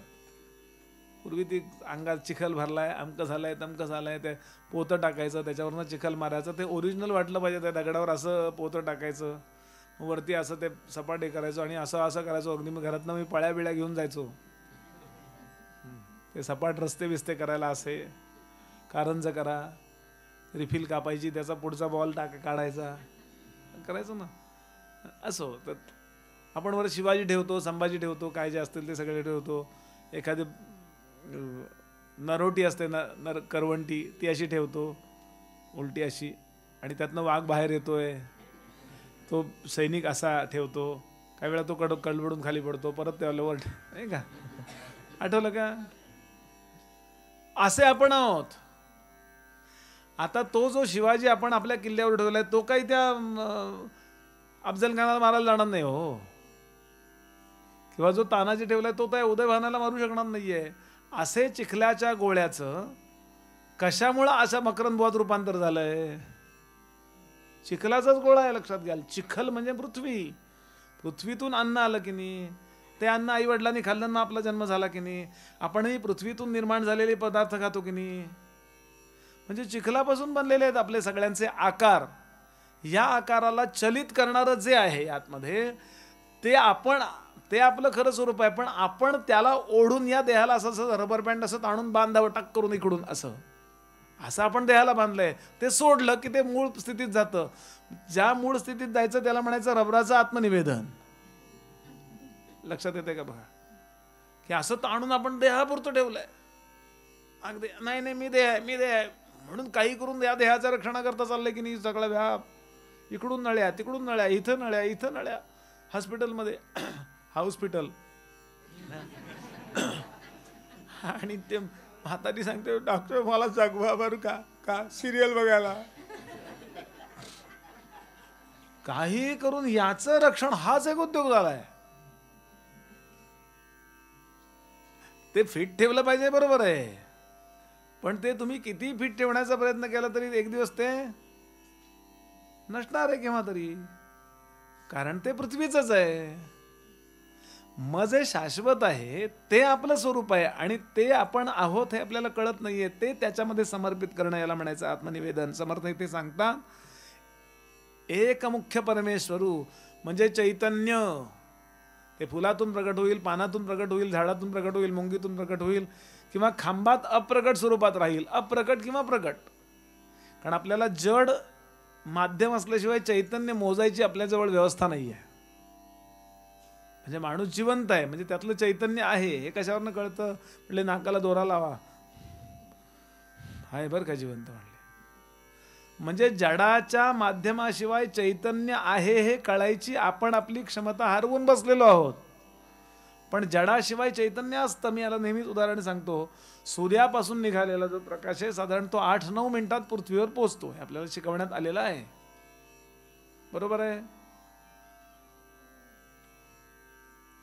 सूर्यापासून निघालेला प्रकाश आपल्या पृथ्वीपर्यंत पोहोचायला 8-9 मिनिटं लागतात. आता सूर्यापासून निघालेला प्रकाश पृथ्वीच्या वातावरणात शिरल्यानंतर दिसायला लागतो. निर्वात पोकळीमध्ये सूर्याचा प्रकाश प्रवास करत असतो पण दिसत नाही, कारण त्याला सरफेस नसतो. कशावर पडणार ना? वातावरण, धूळ इत्यादी काहीतरी पाहिजे ना, हवा नाही का. असं कवडसा असतो बघा आपल्या घरामध्ये, पूर्वी ते पत्र्याची घरं असायची की कवडसा असा, आणि मग त्या दूरबीर असा असा असा जाताना दिसायचा. म्हणजे तो कवडसा कशावर तरी पडतो आणि मग आपल्याला इथे येतोय असं कळतं. पण निर्वात पोकळीत तो येत असतोच ना, ही इज ट्रॅव्हलिंग, पण दिसत नाही कारण दिसायची व्यवस्था नाहीये. तसं चैतन्य घ्या, इथेही चैतन्य आहे, इथे मध्ये स्पेसमध्ये, पण ते अप्रकट आहे. इथे ते प्रकट आहे. म्हणजे बुवा जिवंत दिसत आहेत बरं का अजून चहा मिळेपर्यंत. म्हणजे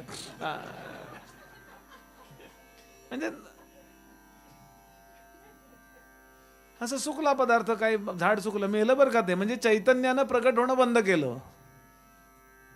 समर्थ सांगतात, एक मुख्य परमेश्वरू म्हणजे चैतन्य, दुसरी प्रकृती जगदाकारू म्हणजे मॅटर, आकार. ती कशाची आहे? प्रकृतीपासून निर्माण झालेलं आहे सगळं. म्हणजे प्रकृती म्हणजे त्रिगुण, त्रिगुण म्हणजे प्रकृती, लक्षात घ्याल. सत्व रजतम म्हणजे प्रकृती. त्रिगुणांपासून हे निर्माण झालंय, आपण परवा पाहिला या विषय. आणि एक चैतन्य, मी कुठे हो यात? एक मुख्य परमेश्वरू, दुसरी प्रकृती जगदाकारू, तिसरा आपण कैचा चोरू आणिला मध्ये, समर्थ म्हणतात. इथली ओवी आहे. मी म्हणजे काहीतरी आहे असं समजणं, म्हणजे दोन्हीतनं थोडं थोडं चोरणं आहे. थोडी प्रकृती चोरली देह आणि थोडा चैतन्य चोरलं, त्याशिवाय चालणार नाही ना ते. नाहीच आहे आपलं काही, आपण कोणी नाहीच. वा, ये बात है.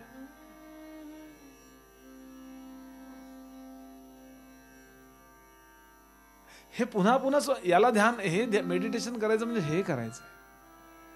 एक उदाहरण सांगतो. आपल्याला दिवसा कुठल्या प्रकाशात दिसतं हो? रात्री पौर्णिमेच्या दरम्यान बाकी हे लाईट नाही आहेत तर कुठल्या प्रकाशात दिसतं? कुठल्या? चंद्राच्या. सूर्य चंद्र नाही आहेत, अमावस्या आहे, तरी घरात आपल्याला दिसतं ना. कुठल्या? लाईटच्या. लाईटच्या म्हणजे प्रकाशाच्या प्रकाशात.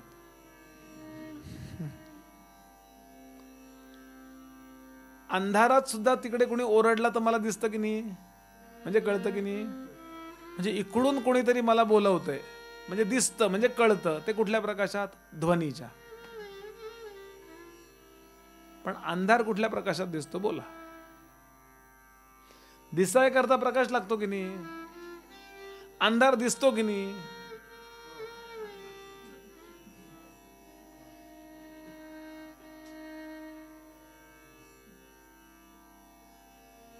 शांत बसून विचार करा. म्हणून आपल्याला सूर्याच्या प्रकाशात दिसत नाही, सूर्य आपल्याला आत्म्याच्या प्रकाशात दिसतो. भौतिक शास्त्राच्या दृष्टीनं सूर्य हा स्वयंप्रकाशित आहे, चंद्र हा परप्रकाशित आहे भौतिक शास्त्राच्या दृष्टीनं. पण अध्यात्मशास्त्राच्या दृष्टीनं सूर्य सुद्धा परप्रकाशित आहे. सूर्याला प्रकाशित करणारा कोण आहे? तर तो परमात्मा. जो कोण आहे ते तो आहे. त्याला तुम्ही परमात्मा म्हणा, काही म्हणा. कारण तुम्हाला कळतंय हे कुणामुळे तरी कळतंय, आणि तुम्हाला कळत नाही हे तुम्हाला कोणामुळे तरी कळतंय. कारण कळत नाही हे कळतंय ना, त्याशिवाय कळत नाही कसं काय वाक्य संभवेल? कोण आहे तो आतमध्ये? शांत बसून विचार करायचा. हे शब्दांची छल नाही चाललेला की काय आहे ते. मला आत्मच प्रेरणा, बुद्धी नावाची जी गोष्ट आहे, त्या बुद्धीमध्ये मला कळत नाही आणि कळतंय, हे दोन्ही कळतंय. तो तिथे जाऊन बरोबर तो पॉइंट शोधता आला आपल्याला, तर आपल्याला कळेल मी म्हणजे काही नाहीच आहे.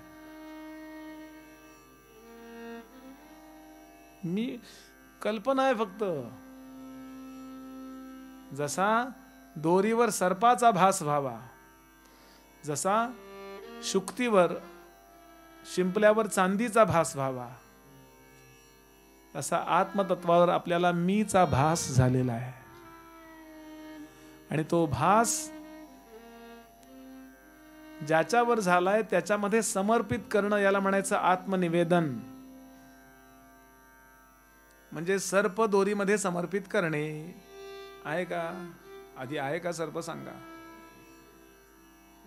चांदी रजतामध्ये समर्पित करणे.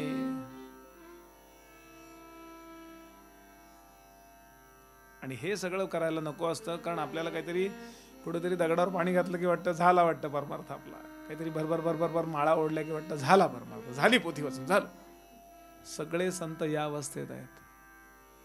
ज्ञानोबा असे बसलेत शांत. समर्थ सांगतात हे जर झालं नाही तर सगळा परमार्थ वाया गेला. म्हणून याला वेळ द्यावा लागतो. पटकन सांगून मला पुढे जायचंय. याला वेळच द्यावा लागतो. इतक्या सूक्ष्मात आपल्या चित्ताला घेऊन जायचं आणि तिथे तिथे गाठ सोडवायची ती. असं होऊन जातं एकदा. आमचे गुरुजी त्याला क्लिक शब्द वापरतात. एक क्लिक होतं इथे. क्लिक होतं म्हणजे काय होतं म्हणले क्लिक होतं म्हणजे काय होतं? क्लिक होतं. बस. म्हणजे हे सांगणं सुद्धा खूप बहिर्मुख होणं आहे. आणि म्हणून एकांत. सगळे संत कशाला भंडाऱ्यावर जाऊन बसले तुकोबा? ह्याचा विचार करतात. सेवा ती केवळ चिंतनाची. विठोबा तू कोण आहेस रे? फक्त सगुणाच्या प्रेमाने हे करायची शक्ती येते म्हणून सगुण प्रेम आहे. लक्षात घ्या. मला हे समर्थन, गडावर गेलो मी, गडावर राहिलो, मग मला हे थोडं थोडं कळायला लागलं ना. म्हणून मला त्या समाधीवर, त्या पादुकांवर, त्या व्यवस्थेवर प्रेम वाटतं. की मला आठवण आली आता 6 वाजले, करुणाष्टकाला बसली असतील सगळी रामदासी मंडळी. कारण मी त्याच्यात होतो ना. सगुणाचं प्रेम का राहतं लक्षात घ्याल? कारण त्या व्यवस्थेतनं आपण पलीकडे गेलेलो असतो. आणि पलीकडे जाणं अपेक्षित आहे त्यांना. 9वीत राहणं अपेक्षित आहे का आई वडिलांना आणि त्या शिक्षकांना? नाही म्हणले ही खूपच चांगली शाळा आहे आणि आमची खिडकी आहे ना, इथं औदुंबराचं झाड आहे, आम्ही दत्तभक्त आहे ना, 9वीचा वर्ग इथे आहे, आता मी इथं 9वीतच बसणार आयुष्यभर. चालेल का सांगा आपल्याला शिक्षकांना शाळेला? पण आत्मनिवेदन भक्ती साधावी याकरता मी हे बोलतोय. समर्थ म्हणाले अशा पद्धतीने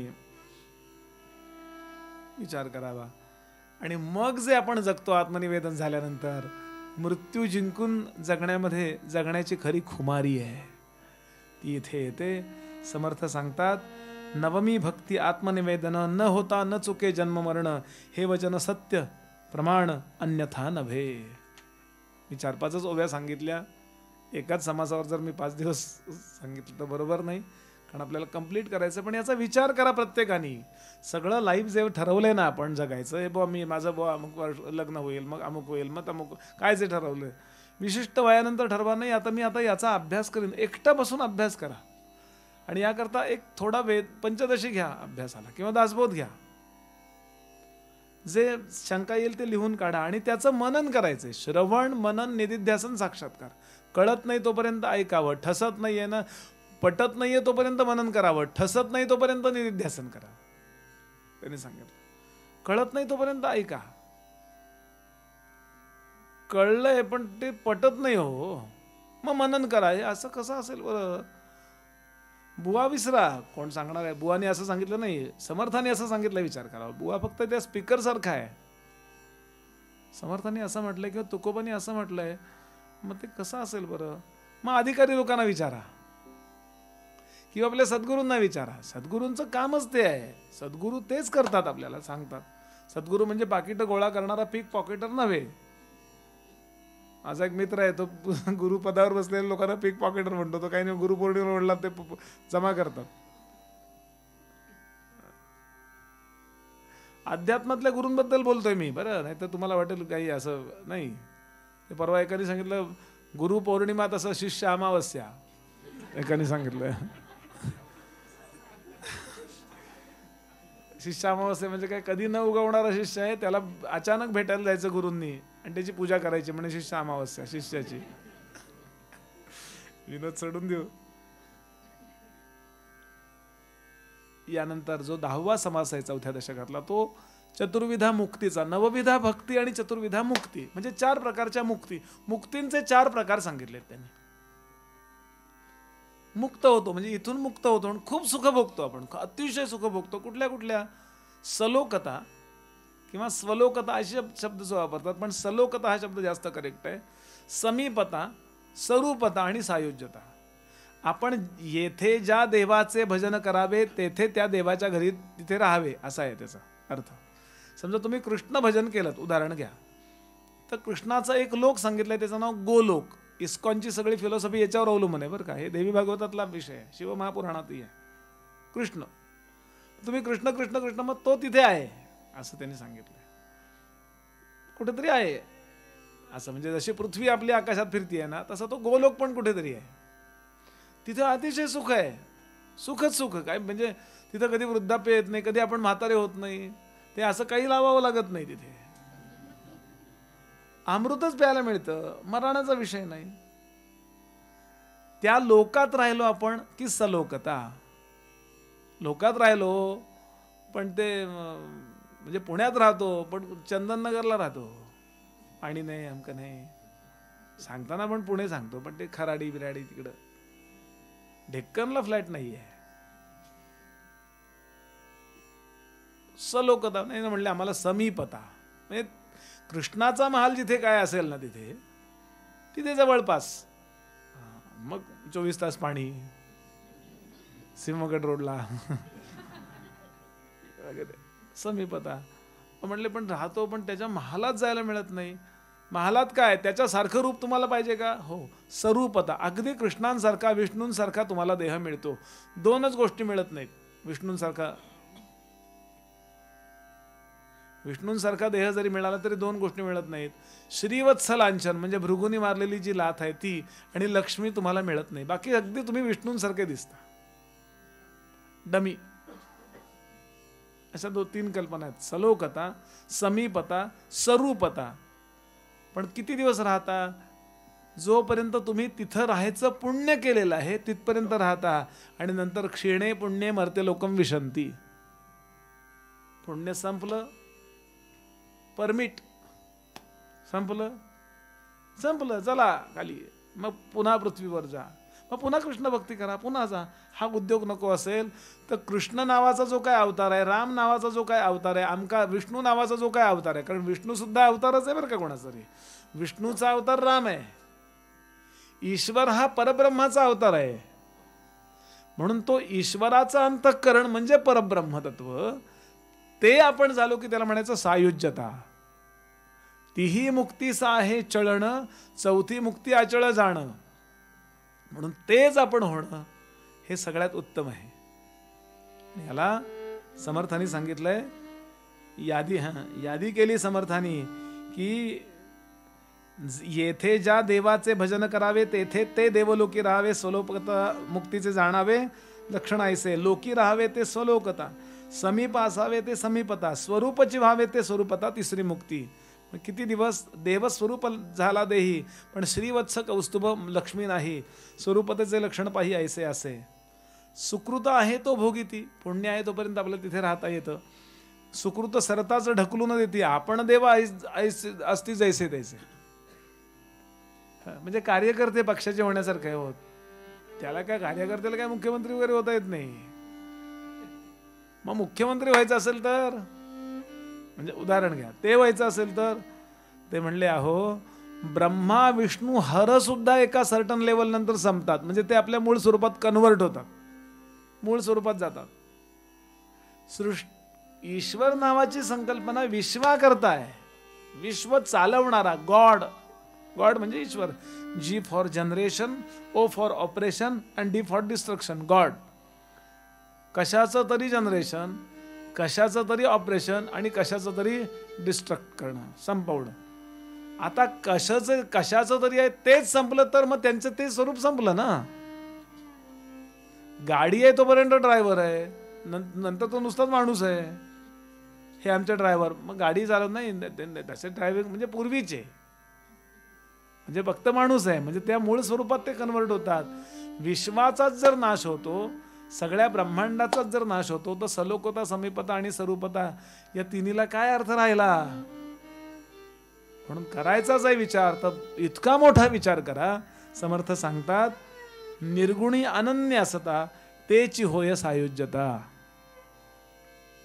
जे परमात्मा स्वरूप आहे, मूळ स्वरूप, पुन्हा पुन्हा लक्षात घ्याल, हे कळायला अवघड आहे म्हणून पुन्हा पुन्हा ऐका. आहे आता युट्यूबवर आहे, ताईंच्या चॅनेलवर आपल्याला बघायला मिळेल, परिवारच्या चॅनलवर. पुन्हा पुन्हा ऐका आणि अनेकांकडून ऐका, फक्त माझंच ऐका नाही. याच्यापेक्षा खूप डिटेल्स तुम्हाला अनेक वक्त्यांकडे मिळतील, ते ऐका, म्हणजे कळेल ते स्वरूप काय आहे. आणि पुन्हा कळेल म्हणजे पुन्हा ते बुद्धीच्या पातळीवरच कळेल. अनुभवाच्या पातळीवर येण्याकरता आपल्याला थोडं बसावं लागेल आणि ते आपण करावं. याकरता समर्थ सांगतात सगुण भक्ती ते चळे, निर्गुण भक्ती न चळे, हे अवघे प्रांजळ कळे सद्गुरू केलिया. सद्गुरू केल्याशिवाय हे कळत नाही. अहो शिष्य म्हणला महाराज आता हे नवीन प्रकरण काढलं तुम्ही. ह्या सगळ्यातनं बाहेर येण्याकरता तुम्ही म्हणलात नवविधा भक्ती केली पाहिजे. आता नवविधा भक्ती आता सद्गुरू केला पाहिजे, ते काय प्रकरण असतं सांगा. ते म्हणले पुढच्या दशकात सांगतो, ऐक, थोडं नाम गाऊया. आणि सद्गुरू अतिशय महत्वाचा आहे बरं का. 5वा दशक खूप महत्वाचा आहे, कन्सेप्ट क्लिअर करणारा हा दशक आहे. आपण थोडं नाम गाऊया आणि पुढच्या कथानकाकडे जाऊया. छान बसा, मस्त टाळी वाजवा, प्रसन्नतेने ऐका. हे काय ओझ आहे असा विचार करू नका. कुठल्या तरी जन्मीचं आपलं पुण्य म्हणून निदान कानावर तरी पडतंय असा विचार आपण करा. वागणं बिगणं फार लांबचं असतं, पण हे 10-10, 15-15 कोटी आयुष्य जातात, पण हे कानावरही पडत नाही हो.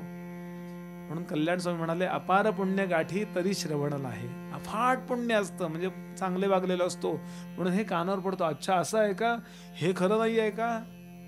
ते मरताना कळून काय उपयोग आहे. चांगली तब्येत असताना कळलं पाहिजे. आणि आपण कळवून जे तुकोबा ज्ञानोबांनी मिळवलं ते आपल्याला मिळवण्याची शक्यता निर्माण होते. थोडं नाम गाऊया आणि पुढच्या दशकाकडे जाऊया.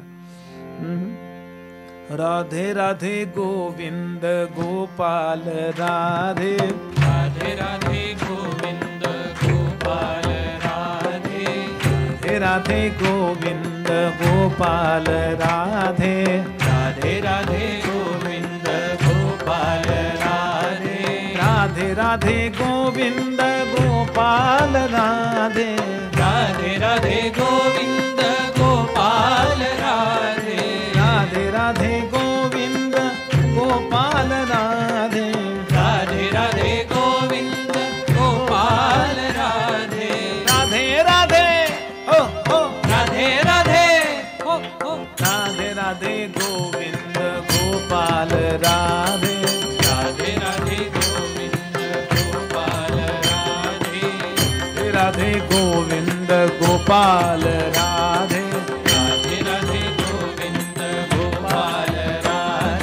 राधे राधे गोविंद गोपाल राधे राधे राधे गोविंद गोपाल राधे राधे राधे गोविंद गोपाल राधे राधे राधे गोविंद गोपाल राधे राधे राधे गोविंद गोपाल राधे राधे राधे गोविंद गोपाल राधे राधे राधे गोविंद गोपाल राधे राधे राधे गोविंद गोपाल राधे राधे राधे गोविंद गोपाल राधे राधे राधे गोविंद गोपाल राधे राधे राधे गोविंद गोपाल राधे राधे राधे गोविंद गोपाल राधे राधे राधे गोविंद गोपाल राधे राधे राधे राधे राधे राधे राधे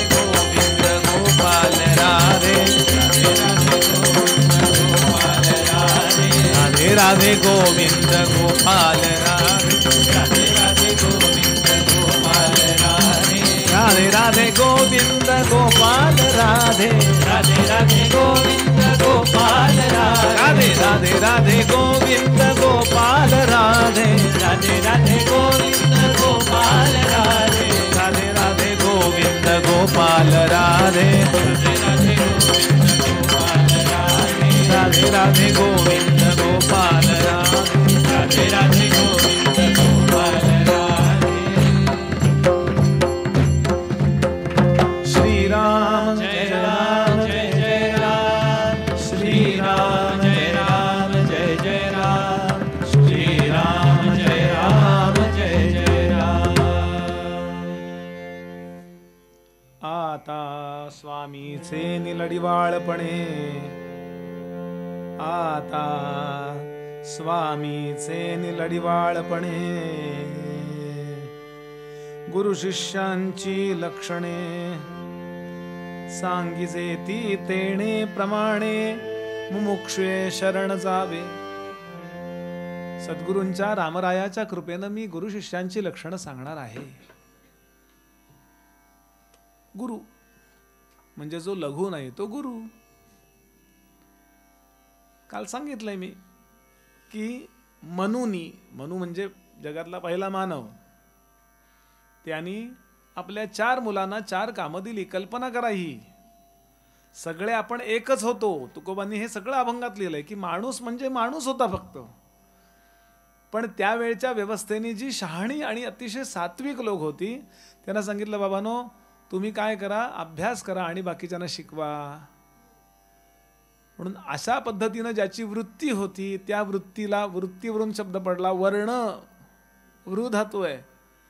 म्हणून शिकणं, शिकवणं, सात्विकता टिकवणं या सगळ्या गोष्टीची जबाबदारी ज्या लोकांवर येऊन पडली त्या वर्णाचं नाव पडलं ब्राह्मण वर्ण. वन्स अपॉन अ टाइम, कारण गोपालकृष्णांचा स्वच्छ श्लोक आहे की चातुर्वर्ण्यम मया सृष्टम गुणकर्म विभागशः. हे 4ही आपल्या अंगातच आहेत. जेव्हा मी माझ्या मुलांना शिकवतो तेव्हा मी ब्राह्मण असतो. जेव्हा घरात पालबिल येते, काय साप येतो, विंचू येतो आणि मी मारतो, तेव्हा मी क्षत्रिय असतो. जेव्हा मी काही खरेदीला जातो आणि 50 रुपयाची सफरचंद 30 रुपयात घेऊन येतो, व्यवहार करतो, व्यापार करतो, तेव्हा मी वैश्य असतो. आणि घर स्वच्छ करतो किंवा सगळं इन्फ्रास्ट्रक्चर उभं करतो तेव्हा मी शूद्र असतो. सेवेची व्यवस्था करतो ती. असे 4 जण आपल्या अंगातच आहे समजा. म्हणजे काही कमी जास्त हे सगळं इंग्रजांनी आपलं टाळकं इतकं फिरवलं, निरूपण करणं अवघड करून ठेवलंय आम्हाला. आणि वाईट वाटणे वगैरे झाले. परत वाईट कसलं वाटायचंय, मला कोणी बामणा म्हणला, मग ठीक आहे, आहेच आहेत बामण मी, वाईट कशाचं वाटायचंय. वाईट वाटणे हे लक्षात घ्याल की हा क्षुल्लकतेचा भाग आणलेला आहे आपण समाज. इगोज, काही वाईट वाटायचं कारण नाही, आहे ते आहे. बरं, ज्या अर्थी परमेश्वराच्या व्यवस्थेनं आपल्याला याच्यात जन्माला घातलंय त्या अर्थी काहीतरी त्याची इच्छा असणार आहे ना. एक फक्त मुद्दा सांगतो आणि पुढे जातो. गुलाबराव महाराजांचं साधुबोध नावाचं पुस्तक जमलं तर आणा, आउट ऑफ प्रिंट आहे म्हणून सांगतोय. माधानला वगैरे गेला तर मिळेल, चांदूर बाजारला तिकडे अमरावतीकडं. अप्रतिम पुस्तक आहे. त्यांना कोणीतरी पत्रकारांनी प्रश्न विचारला, सगळे धर्म सारखे आहेत तर धर्म बदलायला काय हरकत आहे. त्यांनी झटकन प्रश्न विचारला, सगळे धर्म जर सारखे आहेत तर बदलायची गरजच काय. करायचीच असेल तर कन्सेप्ट अशी क्लिअर करावी. म्हणून गुरु नावाची जबाबदारी पूर्वीच्या काळी ब्राह्मणावर टाकलेली आहे, समाजानेच टाकली आहे. गुरु तो सकळांसी ब्राह्मण, जरी तो झाला क्रियाहीन, अशी मोठ्या याद्या केल्यात त्यांनी.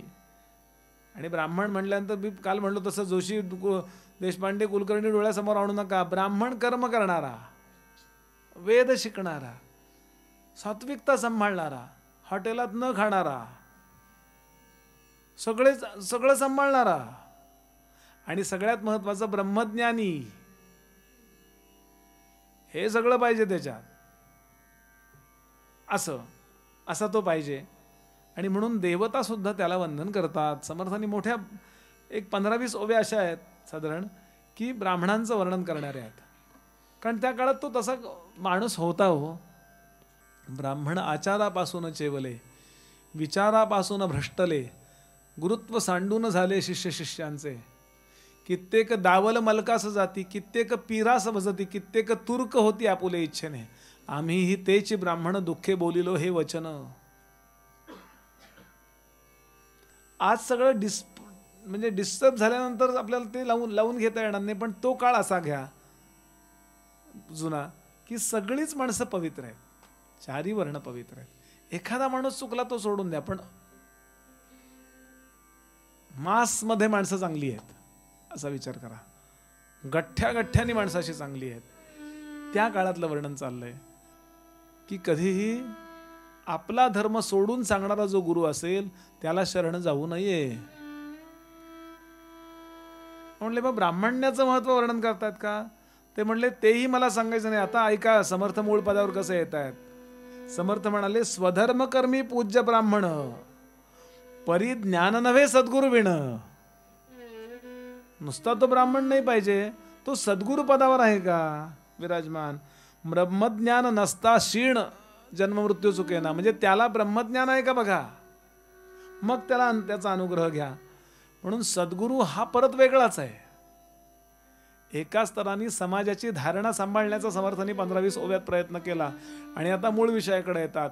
ज्याला आपण शरण जाणार आहोत तो सद्गुरु साक्षात्कारी पाहिजे. पुढे सांगतात सद्गुरु शिवाय आपल्याला ज्ञान होणार नाही. आत्ता जे मगाशी आपण वर्णन केलं ना, कळणे न कळणे, कळण्याचेही कळणे, न कळण्याचेही कळणे, असं ते काय कळणे, काही कळलं नाही हे कळलं, किंवा थोडंफार काहीतरी कळलं किंवा कळत नाही हे कळलं. म्हणजे कळणे ही व्यवस्था वेगळी आहे. असं थोडं ते बुद्धी सूक्ष्मात न्यायला लागते ना ती. म्हणून याकरता गुरुकडे जावं लागतं. समर्थ सांगतात सद्गुरु विण ज्ञान काही सर्वथा होणार नाही, अज्ञान प्राणी प्रवाही वाहतची गेले. म्हणून जया सवाटे देव पहावा, नीट ऐका, जया सवाटे देव पहावा, तेणे सद्गुरु करावा, सद्गुरु तेणे सत्संग धरावा, सत्संगे विण देवाधिदेवा पाविजेत नाही श्रीराम. सत्संगाशिवाय सद्गुरूशिवाय खऱ्या ज्ञानाची प्राप्ती होत नाही. बाकीची जी साधनं आहेत त्याची टिंगल करणाऱ्या 2 ओव्या आहेत. ते म्हणाले, नाना साधने बापोडी सद्गुरु विण करीती वेडी, गुरुकृपे विण कुडकुडी व्यर्थची होती. कार्तिक स्नाने माघ स्नाने व्रते उद्यापने दाने, गोरांजने धूम्रपाने साधिती पंचाग्नी. सर्व तीर्थे परमकठिणी फिरती प्राणी झळफळीत देवतार्चने स्नाने संध्या दर्भासने टिळा माळा गोपीचंदने ठसे श्रीमुद्रांचे. काय अर्घ्यपात्रे संपुष्ट गोकर्णी मंत्रयंत्रांची ताम्रपर्णी नाना प्रकारचे उपकरणी साहित्य शोभा घंटा घणघणा वाजती स्तोत्रे स्तवने आणि स्तुती आसने मुद्रा ध्यान करीती प्रदक्षिणा नमस्कार पंचायतन पूजा केली मूर्तिकेची लिंगोला केली बेले नारिकेळे भरली संपूर्ण सांगपूजा उपोषणे निष्ठा नेम परमसायासी केले परम. काय मिळेल या सगळ्यांनी? फळची पावती वर्म चुकले प्राणी. ह्या सगळ्यांनी आत्मज्ञान तुम्हाला होणार नाही. यज्ञाधिक कर्मी केली हृदयी फळाशा कल्पिली आपले इच्छेने घेतली सूती जन्माची. भवे जन्मनी जन्मनी म्हणतात ना, म्हणजे पुढच्या जन्मी पण असाच नारळ मिळू. आणि खराब नारळ अर्पण करतात. कुठला मिळतो पुढच्या जन्मी?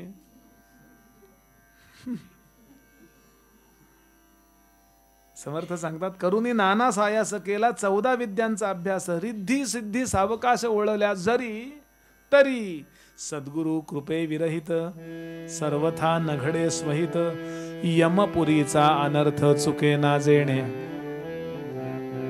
जन्म मृत्यू परंपरा चुकवायची असेल तर एकमेव उपाय सद्गुरूंना शरण जाणे. सद्गुरु कृपा न जोडे आणि भलतीच कडे वावडे जैसे आंधळे चाचोर न पडे गारी आणि गडधरा. आमचे गुरुजी एक छान दृष्टांत सांगायचे. तो गुरुबद्दल सांगायचे. म्हटलं एक माणूस कीर्तनाला निघाला होता. जरा थोडंसं गोष्ट सांगितली की जरा रमणीय होतो विषय. एक माणूस कीर्तनाला निघाला होता. कुठे निघालात म्हणले? त्याला आंधळा होता तो जो कीर्तनाला निघाला आंधळा होता. तर तो त्याच्या चालण्याचा आवाज आला. दुसरा एक आंधळा समोरनं चालला होता पुढं. तर म्हणले काय कुठं पायाचा आवाज आला. कोण आहे? नाव म्हणले मीच आहे. कुठं चालला? कीर्तनाला. पुढच्याला त्यांनी मागच्याने विचारलं तुम्ही कुठं? मी कीर्तनाला चाललोय. दोघांनी एकमेकांचा हात धरला म्हणे. हा समजतोय कीर्तनाला हा चालला याला दिसत असणार आहे. तसंच तोही समजत होता. समोर म्हणाले रस्त्याचं काम चाललं होतं. पाटी होती काम चालू रस्ता बंद मोठा खड्डा वाचायचं कोणी?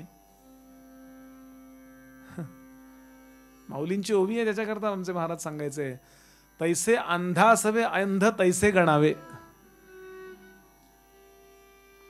म्हणून मला जो पुढे नेणार आहे तो डोळच पाहिजे ना. मी त्याला दृष्टी पाहिजे आणि असा गुरु पाहिजे. समर्थ सांगतात सद्गुरू जर मिळाला नाही असा तर आपला जन्म वाया गेला. सद्गुरू विण जन्म निर्फळ. काय ओवी आहे समर्थांची हो. सद्गुरू विण जन्म निर्फळ सद्गुरू विण दुःख सकळ सद्गुरू विण तळमळ जाणार नाही.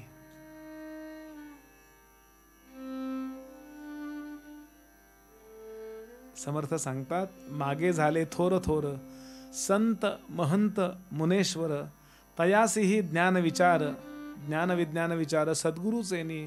उदाहरण देऊ श्रीराम कृष्ण आदी करुणी अति तत्पर गुरु भजनी. तुकोबांचा अभंग आहे श्रीराम जरी असे आपणासी जाणता शरण का जाता वसिष्ठांसी. वास्तविक परब्रह्म ईश्वर रूपानं अवतरला आणि ईश्वर रामरूपानं अवतरला तरी सुद्धा परब्रह्म नावाची गोष्ट समजून घ्यायला त्याला गुरुकडे जावं लागलं. याचा नियम लक्षात घ्याल. राम वसिष्ठांना विचारतो महाराज परब्रह्म म्हणजे काय आणि ते सांगतात ते तू आहेस. म्हणजे ब्रह्माला सुद्धा ब्रह्मज्ञान व्हायचं असेल तर गुरुकडे गेलं पाहिजे हा नियम आहे. ब्रह्माला सुद्धा तू ब्रह्म आहेस हे सांगणार कोण आहे? समर्थ सांगतात गुरु. श्रीराम कृष्ण आदी करुणी अति तत्पर गुरु भजनी सिद्ध साधू आणि संतजनी गुरुदास्य केले. असो जयासी मोक्ष भावा तेणे सद्गुरु करावा सद्गुरु विण मोक्ष पावावा हे कल्पांती न घडे. आजपर्यंत एकही प्रत्येक नियमाला अपवाद असतो की नाही? प्रत्येक म्हणतो की नाही नियमाला अपवाद असतो. प्रत्येक नियमाला अपवाद असतोय. हा अपवादाचा नियम आहे की नाही? मग या नियमाला कुठला तरी अपवाद पाहिजे की नाही? कळतंय का? तो हा आहे की गुरुशिवाय मोक्ष नाही या नियमाला कुठला अपवाद नाही. हा अपवादाच्या नियमाचा अपवाद आहे. एक मला असं सांगा, तुम्ही मला सांगू नका, तुम्ही तुमचा विचार करा. स्वप्नात हो का होईना तुकाराम महाराजांना अनुग्रह द्यायला बाबाजी चैतन्यानं जावं लागलं की नाही? बाबाजी चैतन्य सांगितले, नाम मंत्र दिला रामकृष्ण हरी, माघ शुद्ध दशमी पाहुनी गुरुवार केला अंगीकार तुका म्हणे. श्रीधर स्वामी महाराजांना समर्थ रामदास स्वामींनी, समर्थ रामदास स्वामींना रामरायांनी, रामरायांना वसिष्ठांनी, हनुमंताला रामरायांनी, कुणीतरी कुणाला तरी अनुग्रह दिलेला. गुरु शिवाय मोक्ष नाहीये हो. म्हणून काल म्हणलो ते लक्षात गेला. आपण नंतर विचार करणार आहोत मग शरण कोणाला जाऊ. कारण सध्या गुरु म्हणून जातो नंतर वर्षांनी कळतं अरे बापरे ते प्रॉब्लेम आहे त्यांच्याकडे. कारण प्रभावित होऊन होऊन अनुग्रह घेतला. त्यांची प्रवचनं सारखी टीव्हीवर असायची म्हणून अनुग्रह घेतला. आता जेलमध्ये गुरुपौर्णिमा असं होतं ना. म्हणजे मला टिंगल नाही करायची. खूप विचार. आणि याकरता इथे समाज थांबवला समर्थांनी. गुरु निश्चय नावाचा समास आहे. या समासाचं नाव काय? गुरु निश्चय. म्हणजे गुरु केला पाहिजे हा निश्चय करून देणारा समास. असं म्हटल्याबरोबर पहिल्यांदा असं वाटतं आता कुणाकडे जाऊया बरं? कन्सेप्ट क्लिअर करून घ्या म्हणले. याच्याकरता पुढचा समास येतो.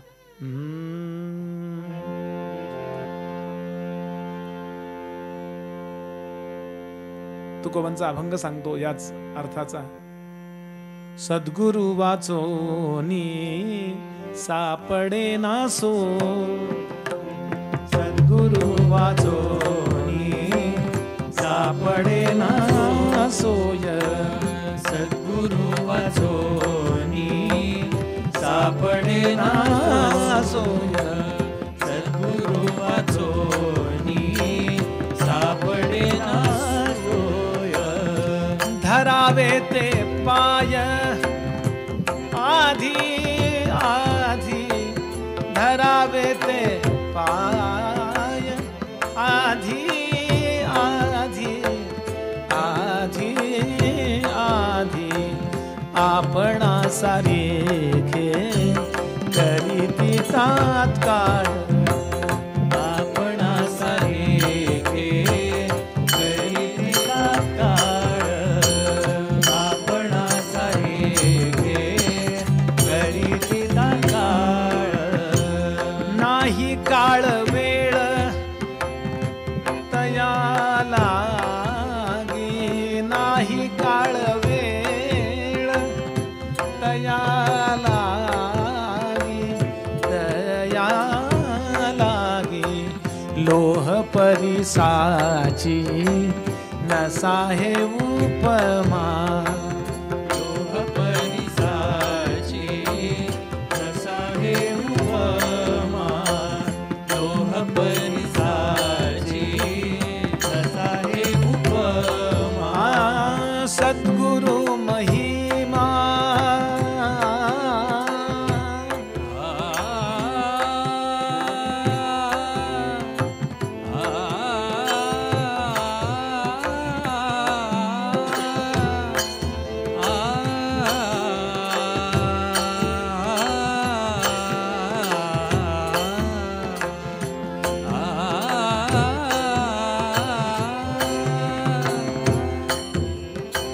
सद्गुरु महिमा अगाधची अगाधची. सद्गुरु वाचोनी सापडे नासोय, सद्गुरु वाचोनी सापडे नासोय, सद्गुरु वाचोनी सापडे नासोय.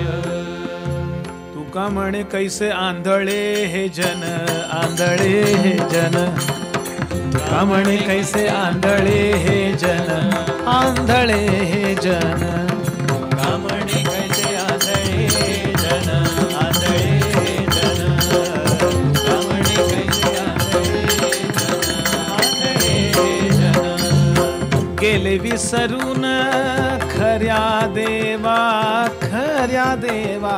गेले विसरून, गेले विसरून गेले गेले विसरून गेले विसरून गेले विसरून गेले विसरून गेले विसरून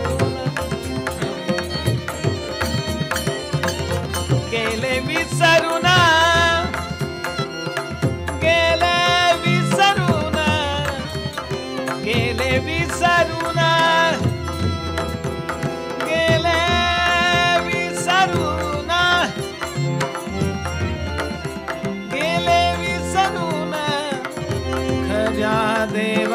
खऱ्या देवा सद्गुरु वाचोनी सापडे ना सोय सापडे ना सोय सद्गुरु वाचोनी सापडे ना सोय सापडे ना सोय सापडे ना सोय.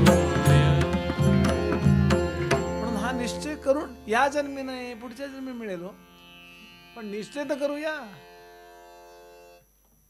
लवकर उठायचे निश्चय करतात की नाही लोक. सकाळी चालायला जायचं निश्चय करतात की नाही. काय आहे तू ती वासना चित्तात कोरली जाते. पुष्कळ लोक जात 1 ते 5 जानेवारी पुण्यात खूप लोक न चालायला जाणारे आहेत माझ्या ओळखीचे. का म्हणले सुरू करणाऱ्यांची गर्दी कमी झाली की जातो म्हणले आम्ही. म्हणजे वेगळं बोलतोय मी जरा. सारखं मनाला सांगावं. पूर्वी म्हण होती बघा, काशीस जावे नित्य वदावे. रोज म्हणावं एकदा म्हणले काशीला जायचंय बा, काशीला जायचंय बा. का ती वासना चित्तात कोरली जाते. चांगली वासना आहे ना ती. वस धातू आहे वस. एखादी गोष्ट जेव्हा टिकून राहते, आपण देवाची पूजा केली तरी त्या परडीला फुलांचा वास राहतो, त्याला वासना म्हणतात. तसं तो प्रसंग नसतो पण चित्तात ती इच्छा राहते. पिझ्झा खाऊया, काय जे असेल ती, अमुक खाऊया. पिझ्झा नसतो अमुक नसतो तरी उपासा दिवशी पिझ्झा खाऊया वाटतं. म्हणजे ते तो फ्रेग्रन्स येतो, वासना. तसं गुरु करूया. गुरुकडे अधिकारी समर्थ म्हणाले की रोज प्रार्थना करावी देवाला की मला चांगला सद्गुरू मिळू द्यावा, मला चांगला मार्गदर्शक पाहिजे, मला चांगलं मार्गदर्शन रामा कुठून तरी पाहिजे, योगामधलं पाहिजे, कशातला तरी. आपण रोज प्रार्थना करत गेलो ना की भगवंताची सिस्टीम अशी आहे की काहीतरी असं घडतं आणि आपल्याला जसं परीक्षितीने प्रार्थना केली शुकदेव आले. ते कसे मिळतात वगैरे ते आहे, पुढचा समाज तेच सांगणार आहे. आणि याकरता आधी आपल्या कन्सेप्ट क्लिअर पाहिजेत की गुरु म्हणजे कोण. याच्याकरता पुढचा समास ऐकायला एक 10-12 मिनिटांनी आपण 15 मिनिटांनी जमूया. फार अप्रतिम समास आहे हे. मला असं वाटतं की हे समास वाचल्याशिवाय कधीही अनुग्रहाचा विचार करू नका कोणाकडून. माणूस फसतो. सगळं बदलता येतं बरं, गुरु बदलता येत नाही. कारण बदलला तर श्रद्धा हल्लेली असते आपली. आणि श्रद्धा हे आत्मज्ञानाचं अंतरंग साधन आहे. ते एकदा डिस्टर्ब झालं की देह बदलायला लागतो पुढच्याच जन्मी. बाकी सगळं तुम्हाला अहो डिवोर्स घेऊन नवीन लग्न करून चांगला प्रपंच आणलेले लोक आहेत आणि चांगलं झालंय त्यांचं पुढे. पण हे नाही होऊ शकत. म्हणून 10 वेळा पाणी पिना छान के गुरु करना पहचान के, तुकाराम आमचे कबीर महाराज सांगतात. 1000 वेळा विचार करावा आणि मग शेंडी तुटो नाही तर पारंबी तुटो. आणि आज मनुष्य असा वाहवत जातो सोशल मीडिया आणि या सगळ्यांनी. आणि परिणाम इतकी फसगत होते. अहो सगळ्यात पोल्युशन येतं, यात नसेल काय. पूर्वीच्या साधू संतांनी केलेल्या पुण्याईच्या बळावरती आम्ही सगळे लोक जेवतोय बरं. पण एजंट म्हणून फक्त प्रवचन कीर्तन करणं वेगळं आणि गुरु म्हणून दुकान काढणं वेगळं. लक्षात घ्या. म्हणून कधीही खूप विचारपूर्वक ते काय वागतात जाऊ द्या, आपण कसं शरण जावं हा मुद्दा आपल्यात क्लिअर पाहिजे ना. याच्याकरता आपण हे ऐकूया. एक 10-15 मिनिटं चहा घेऊन या, मग आपण ऐकूया. हां फ्रेश होऊन. जय जय रघुवीर.